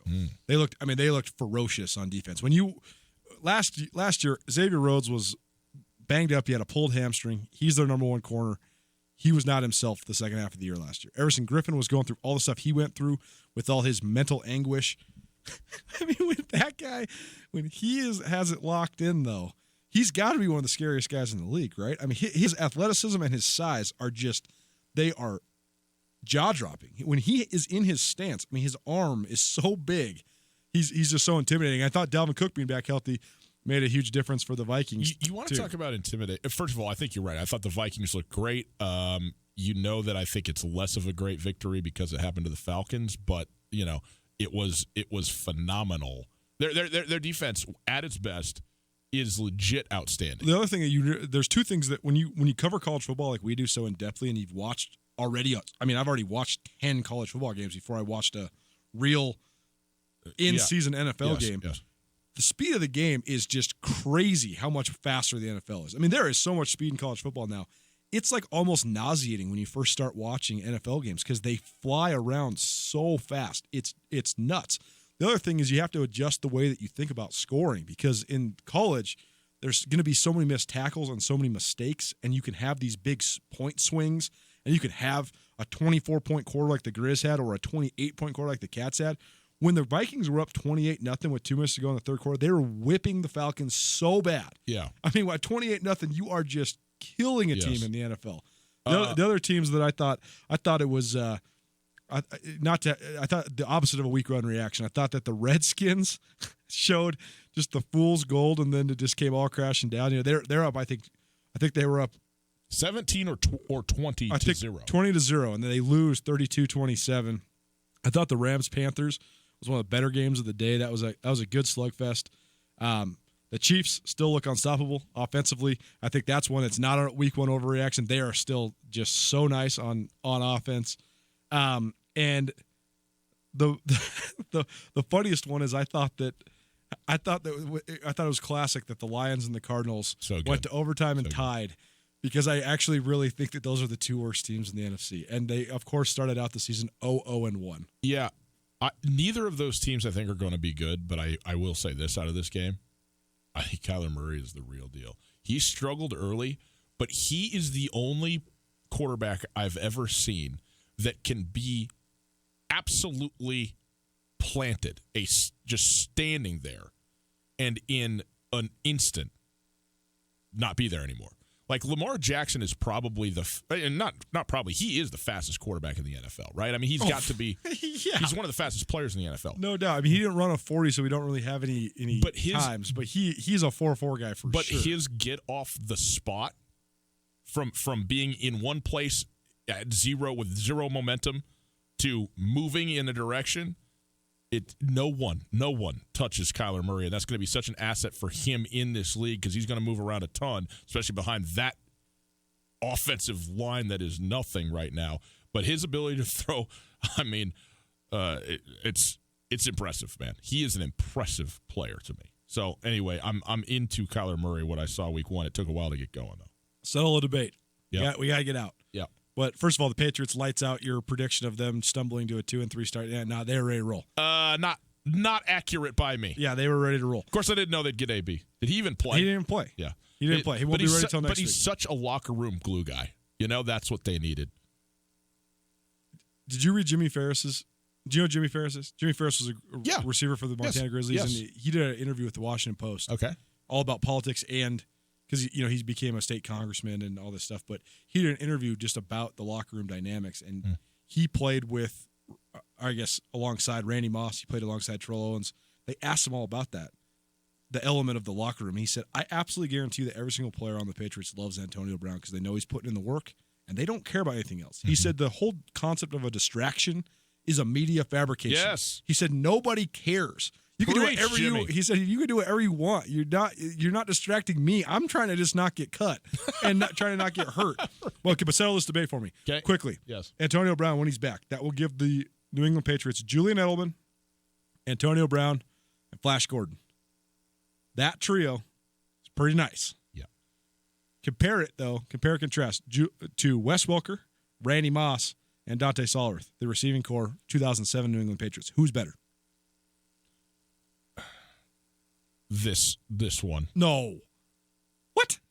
God, I thought you were going to be on my side. Stallworth? Who cares? You got the greatest slot receiver of all time, Wes Welker, and you have the in my opinion, best receiver of all time besides Jerry Rice, Randy Moss.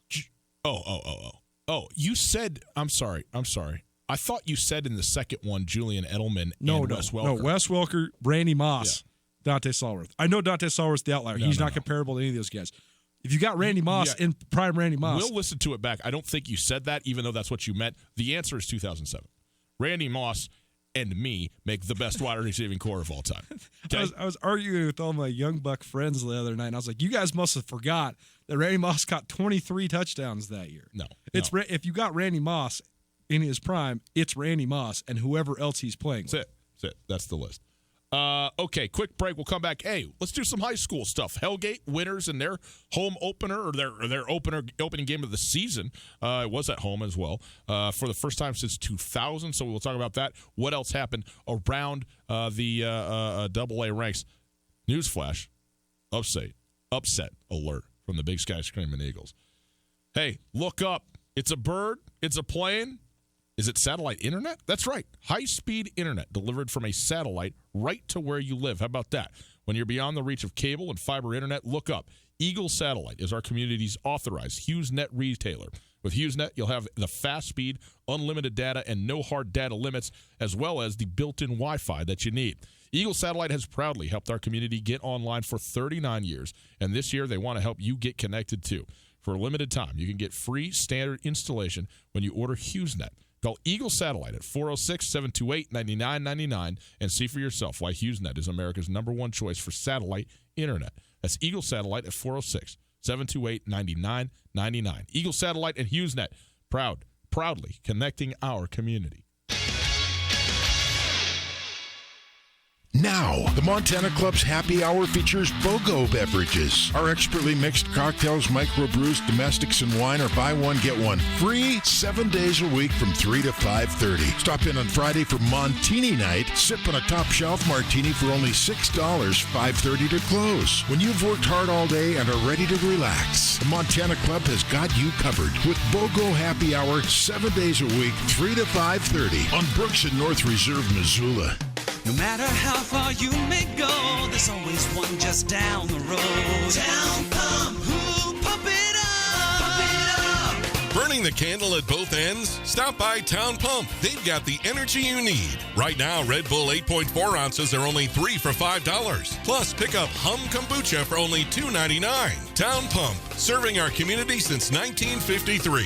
Town Pump, right down the road, pump it up, oh yeah. This is Mike Nugent with Berkshire Hathaway Home Services. Berkshire Hathaway provides Western Montana with full-time real estate professionals for you whenever you need us. Our reputation as the state's most knowledgeable and available real estate group has helped build unmatched trust in the Garden City and statewide. If you have been thinking of making a real estate move in the short or long term, give me a call. No pressure, no expectations. Just professional opinions and service at whatever pace you are comfortable with. Give me, Mike Nugent, a call today, 531-1802. And remember, every question is good to ask. Hey folks, Ryan Tutel here with Josh from The Advocates. If you've been in a car accident and need help dealing with the insurance company, you should give The Advocates a call. It doesn't cost anything at all to call, and I'd be happy to talk with you about your situation. You don't want to have to be dealing with contacting the insurance companies and setting up your claim. We can do that for you from start to finish. We'll take the hassle out of the process so you can just focus on getting better. There you go, folks. If you've been injured in an accident, give Josh a call, 640-4444, or online at montanaadvocates.com. There are a lot of lawyers, but you deserve an advocate.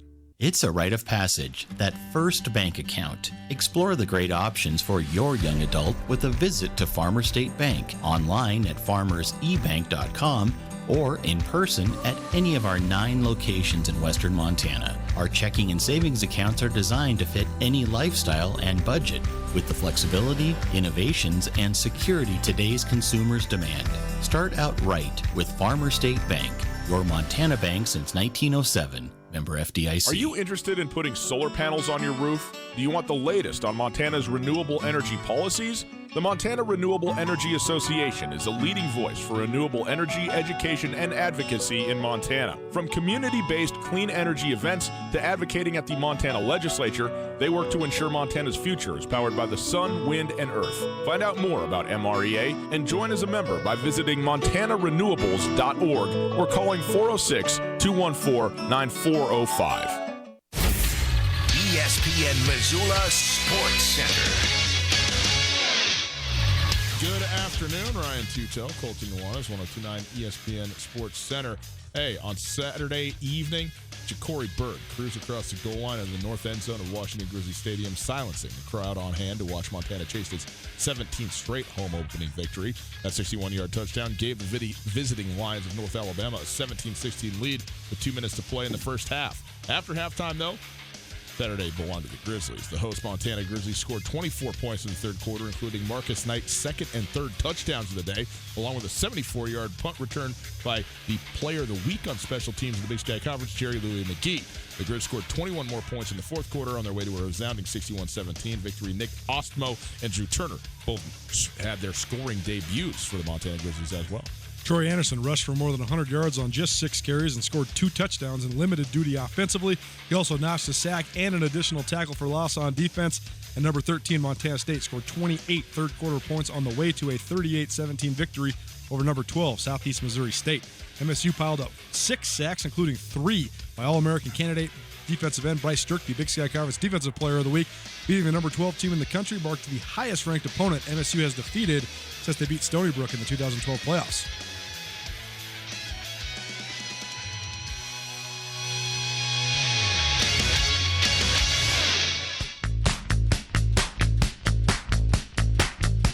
Night football, opening Monday night doubleheader.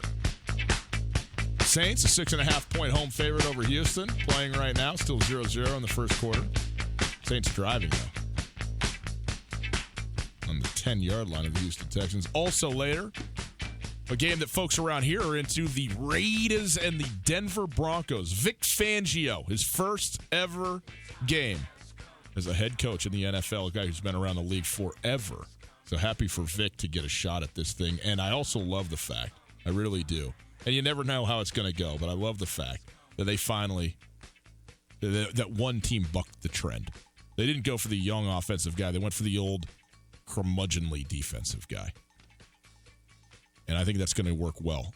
Give me the defensive mind with Bradley Chubb and Von Miller, and let me get to the football game. You know? Let me see how that goes. Drew Brees, red zone, interception. Still 0-0. It is time. We are Tutel Nuanez, by the way. Let me introduce, if you are just, jumping in here, jumping in your cars, just getting home, watching on TVs on SWX Montana Television. We are in and broadcasting from the Kurtz Polaris Studios. Kurtz Polaris at 2904 West Broadway and Missoula Highway 83 in Sealy. Online at kurtzpolaris.com. Coulter, it's time for our Prep Extra segment. It's brought to us by the Farmers State Bank. Farmers State Bank, your Montana bank since 1907, and people thought Hellgate was kind of on the rise. They dropped all the way down, even into oblivion, not having a program a couple of years ago. They hire Mick Morris to come in, be the head coach. They struggle, but they work their way back. They finally break through, get a win, and then another win last year. First 2 wins in a long time at Hellgate. They open up the season this season and pound Billings Skyview 39-0. Raleigh Wooster, a phenomenal performance in this game for Hellgate at the quarterback spot. But nice for Hellgate. Now Billings Skyview, not good. Okay, they were one of the teams that lost to Hellgate last year, and they have struggled as a program. Nonetheless, it wasn't just a win; it was a pounding by Hellgate. Congratulations to them. That's going in the right direction, and they are 1-0 after a bye week to open the season 2 weeks ago. It's so interesting to watch this Hellgate program evolve because Raleigh Wooster really is one of the best football players in the state, too. He's not just one of the best basketball players in the state. And a lot of times, the thing is, too, if you are a dominant athlete, you can just go out and run around past everybody, and you just are good in virtue of being that. He is a great athlete, but he's a good football player, right, Coulter? Oh, absolutely. I mean, he's good enough to play D1 football, certainly defensively and maybe even on offense. Yeah. And that's going to give Hellgate a chance every single time. I mean, the kid, there's a lot of speculation on what he's going to do. He's decommitted from Montana basketball. I know he's considering at least football, but it's a cool story for Missoula Hellgate to have him in the fold. Other AA scores from around the state, future Bobcat Connor Ryan, who's the son of former Bobcat Cy Ryan. He caught 3 touchdown passes from Josh Erbacher to lead Billings West to a 48-7 win over Flathead. West is affirming itself as the reigning state champions, certainly, but also probably the number 1 team in AA as of right now.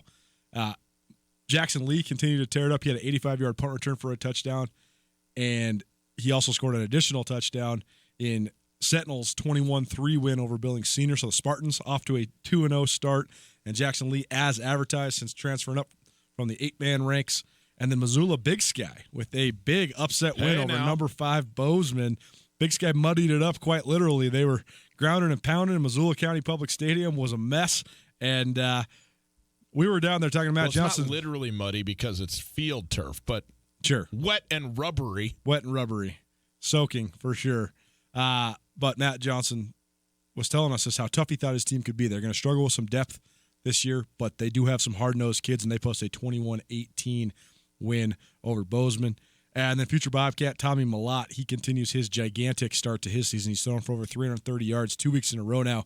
He threw for 335 yards and added another 121 on the ground. Just 7 carries rushing for Malott. 5 total touchdowns as Butte pummeled Great Falls CMR 52-21.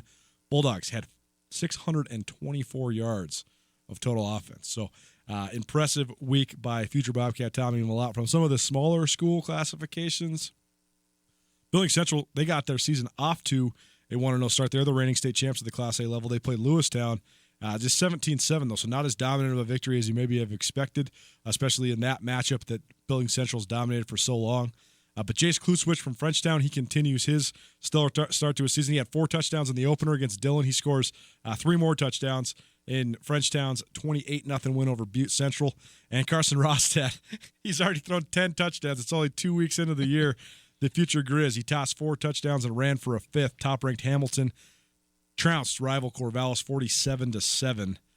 So the Broncs continue to roll. And then the Class B score, the most important one from around the area, Missoula Loyola went to Fairfield, played in a rematch of the state championship game, and Fairfield looks like they are still the team to beat. 38-7, they thumped Loyola in that game after Loyola lost 30-13 in the championship last year. The lone touchdown for the Rams. Nick Mitzel to Basil Contino from 12 yards out in the fourth quarter. But other than that, Fairfield, the dominant team in Class B, it appears once again. Thank you, Coulter, very much. That is your Prep Extra segments brought to us by the Farmers State Bank. Link your Farmers State Bank debit card to the MyCard app, and you can shut off your debit card right from your phone. Safe, secure, instant.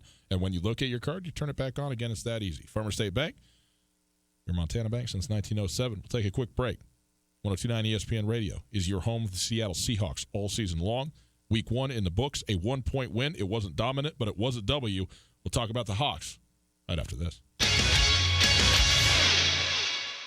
Hi there, it's Les Schwab Tires. You know, we've been helping keep folks safe on the road around here since 1952. That's why you can save up to $152 on a set of 4 select light truck and SUV tires during our fall tire sale. So swing by or book an appointment at leschwab.com. Les Schwab Tires, doing the right thing since 1952. Limited time offer while supplies last. Discount depends on tire size and type. Cannot be combined with other offers. Details at leschwab.com. On Russell, across from the fairgrounds. No matter how far you may go, there's always one just down the road. Town Pump, who pump it up. Need to relax? Grab a drink and a snack at your Town Pump. Pick up Miller & Coors 12-pack cans, 2 for $20. Mix and match. And Lay's 2XL chips, 2 for $6. Town Pump, there's one just down the road from you. Town Pump, right down the road. Pump it up, oh yeah. Mark your calendar for the 4th annual Selway Armory tent sale. The lowest prices of the year on guns, ammunition, and accessories, and massive amounts of ammo to stock up for the entire year. September 13th and 14th in the Lolo Shopping Center parking lot on Highway 93. Tons of ammo, guns, and other items at below-cost blowout prices. September 13th and 14th, 10 a.m. to 7 p.m. on Friday and 8 a.m. to 6 p.m. Saturday. The 4th annual Selway Armory tent sale at the Lolo Shopping Center, Highway 93. The big skies are open. Go wild with Opportunity Reward Checking. Go ahead, jump, dance, shout. Opportunity Reward Checking will make you do that. Go wild when you get your 1% cash back on qualified debit card purchases. It all starts with an Opportunity Reward Checking account from Opportunity Bank. Visit a branch today to get started. Then go wild and spend your 1% cash back however you want. Go wild with Reward Checking from Opportunity Bank. Some restrictions may apply. Member FDIC. More than 60 years ago, R.J. Rangich opened up Rangich Brothers with one thing in mind: quality and family tradition. Those family traditions continue today and live through our family, staff, and those who buy our RVs. So whether your travels include the shores of Flathead, Glacier Peaks, Yellowstone Geysers, or the hidden gems in between, jump into Jayco and experience the best freedom you and your family will ever know. Only where a handshake means something. Rangich Brothers RV Center. School buses are taking to the roads, and they mean something very important. That is, bus drivers, educators, and parents doing their part to get children to and from school safely. Montana motorists share the responsibility to Montana's kids. Be aware this school year, you are sharing the road with our future. Flashing yellow lights alert drivers that the bus is preparing to stop. Flashing red lights means stop. Children are getting on or off the bus. Watch the lights and obey the signals to help keep our community safe for kids. This school safety reminder was brought to you by the Montana School Bus Contractors Association and this station. If it matters to Missoula, it matters to us. Ryan Tutel and Coulter Nuanez on 102.9 ESPN Radio.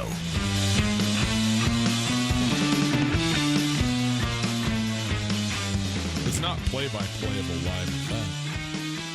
It's a real-time update. It's Tutel Nuanez, 102.9 ESPN Radio. We are broadcasting live from the Kurtz Polaris studios. Kurtz Polaris at 2904 West Broadway in Missoula, Highway 83 in Sealy, online at kurtzpolaris.com. If you missed anything in the show, you can check it out on the podcast. The podcast available everywhere you get your podcasts, no matter where. The Tutel Nuanez podcast is there. And it's available thanks to the Wingate by Wyndham Hotel. Coming to town? Maybe you got relatives coming to town? Maybe you don't have room, or maybe you just don't want to have room. Wingate by Wyndham. That's where you go. That's where you put them. Coulter, the Seattle Seahawks are going to have every game this season on 102.9 ESPN Radio in Missoula.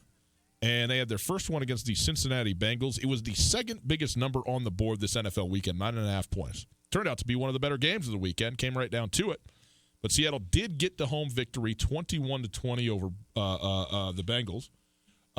Your boy, Andy Dalton, threw for 418 yards. Didn't he have like the pivotal turnover of the game too, though?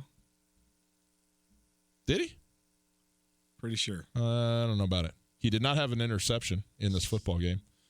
35 of 51 for 418 and 2 scores. You know what I'd call that? Pretty dang great. He had that Pretty fumble great. with 6 Did seconds have a fumble. left. Yeah, fumbled with 6 seconds. Yeah. But I mean, he fumbled with 6 seconds to go on what was going to be a Hail Mary for the football game. So you don't get the opportunity with the Hail Mary. I would not say, oh, see, Andy Dalton strikes again. He had a good football game. Here's the thing that everybody's just got to get over, man. It's not fantasy football. It's real football. I don't care how many yards you throw for. I don't care. Who threw for the most yards in the NFL yesterday? Andy Dalton? And then Case Keenum? And what happened to their teams? Losses.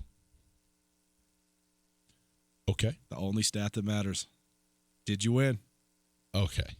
This is what we're going to do now. I'm just saying, man, there's nothing you can do to convince me that Andy Dalton is anything short of the worst quarterback situation in the league. Because he is. Kirk Cousins, Andy Dalton, and Dak Prescott are the worst quarterback situation in the league because they're better than most.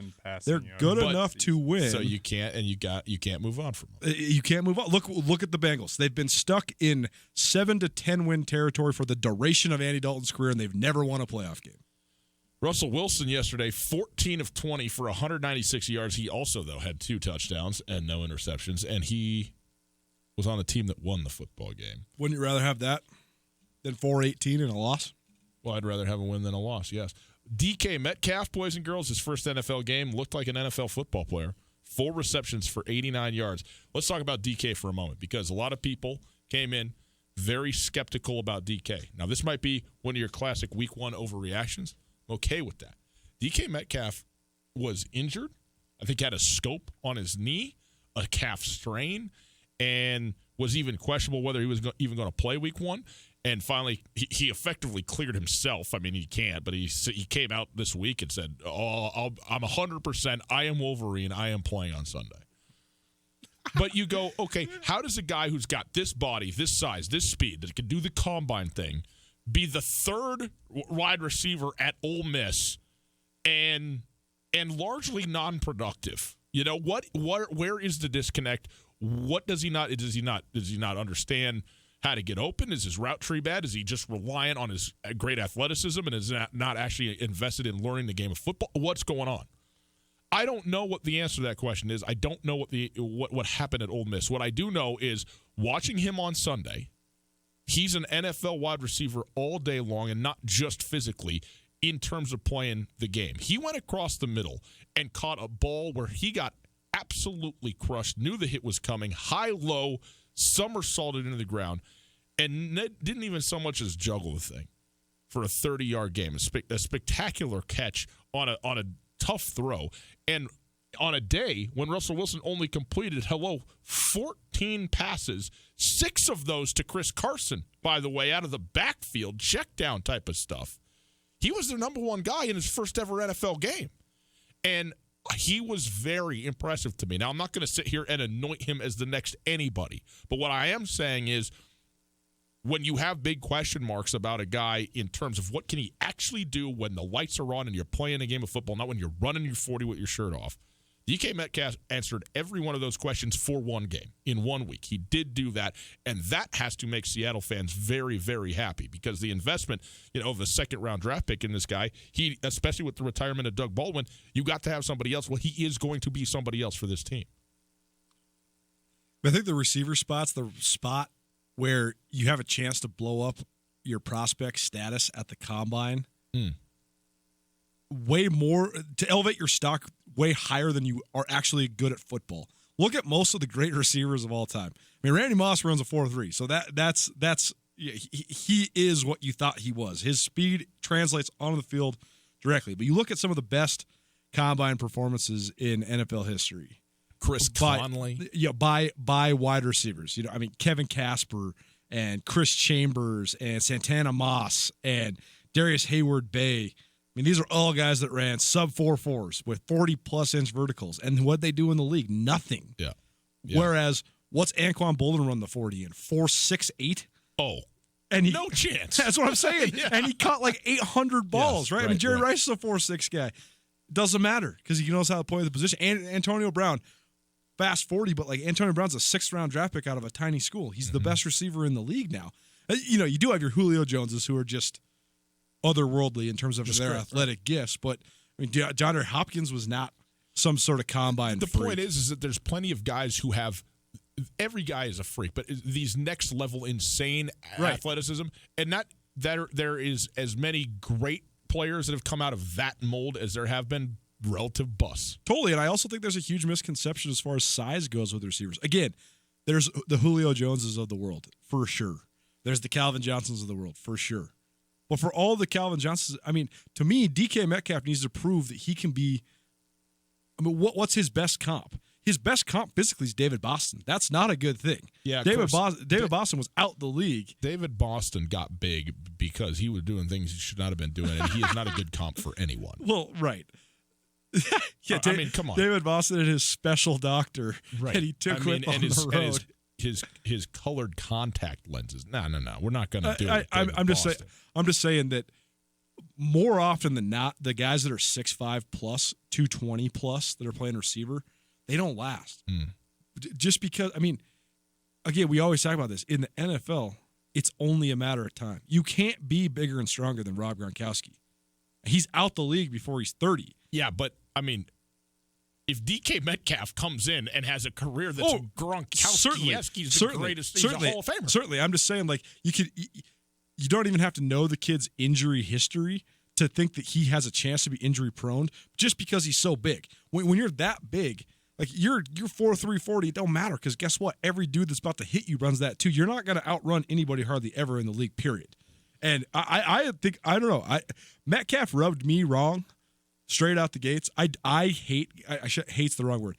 I always am skeptical of guys who are physical freaks who don't produce in college. Yes. Because why? What is wrong with you? What if you can't even be the top receiver on a mediocre Ole Miss team, what was going on? Totally. Sometimes those guys are late bloomers, but other times those guys are just set up to be busts. I didn't like the whole shirtless thing. It just seemed like he was set up to fail. That said, that was a great debut by him yesterday, and he already outproduced what I thought he would produce this year. It's far and away, from stamping this guy as anything. But for 1 week, you can say definitively that was a great week for him. Question marks, though, still abound with the Seattle team. They want to be a run-first team. They could not get their running game going. 72 yards total, 25 carries. Chris Carson, 15 carries for 46 yards. Rashad Penny, no better, 6 rushes for 18 yards. This team averaged, Coulter, under 3 yards a carry on the ground in this football game. This is not the DNA of the Seattle Seahawks. And, give maybe Cincinnati some credit or whatever, but Cincinnati, you're not going out there and going, wow, okay, Geno Atkins is great, but Cincinnati is not the greatest defense in the NFL by any stretch of the imagination. So for Seattle to struggle really in both directions, I mean, they are lucky to have gotten out of here with a victory on a day where they collectively had under 250 yards as a team. Less than 250 yards, they get a win. So they know how to win. They believe in it, but they've got to be better, especially on the ground. I thought Jerron Brown did not have a very good day at left tackle for the for the Seahawks, and they have got to pound this thing and get it done first and foremost on the ground before they can try and open it up through the air. The run game struggles wasn't as big of a surprise though, just because, like you said, the Bengals are not some lights out defense, but they do have a premier defensive line because Geno Atkins is one of the best interior D linemen in the NFL, and Carlos Dunlap is a great player too. I mean, Carlos Dunlap's a multiple-time Pro Bowler, so they got some guys up front, and they've always had the attitude on defense. I mean, the thing is, the Bengals mediocrity, the Bengals' inability to get past that first round of the playoffs has had very little to do with their defense. Yeah. It's had so much to do with their mediocrity on offense. A.J. Green and Tyler Eifert's inability to stay healthy. Andy Dalton's mediocrity. The whole thing is just, the Bengals are stuck. Yeah. I don't know what's and it was a good win by the Seahawks to pull it out despite their offensive struggles. Boys and girls, have a wonderful rest of your day. Enjoy Monday Night Football. Houston up 7-0. How's that for a real-time update? Drew Brees with the ball in the second quarter. We'll see you tomorrow. It's ESPN Radio. Alpine Touch has been part of the fabric of Montana for more than 60 years. Decades ago, Russell Street started selling his Touch of Magic in whitefish. Years later, Alpine Touch's all-purpose seasoning remains a favorite. It's tailgating season, and there's no better way to spice up your grill before a Grizz game than with Alpine Touch. Go to alpinetouch.com now and use the checkout code ESPN10 for a 10% discount on your order. Alpine Touch is here to keep your mouth watering all football season. Alpine Touch, Montana's special spice. At the Montana Club, our goal is to create a menu of mouth-watering food with variety to satisfy any craving. From the garden fresh ingredients in our salads to our succulent, perfectly grilled Montana Club Angus steaks, we take pride in every detail that goes into preparing your food. Top off your meal with a premium cocktail, wine, or microbrew. Come as you are and satisfy your craving with our home-style breakfast, lunch, and dinner at the Montana Club on Brooks and North Reserve, Missoula.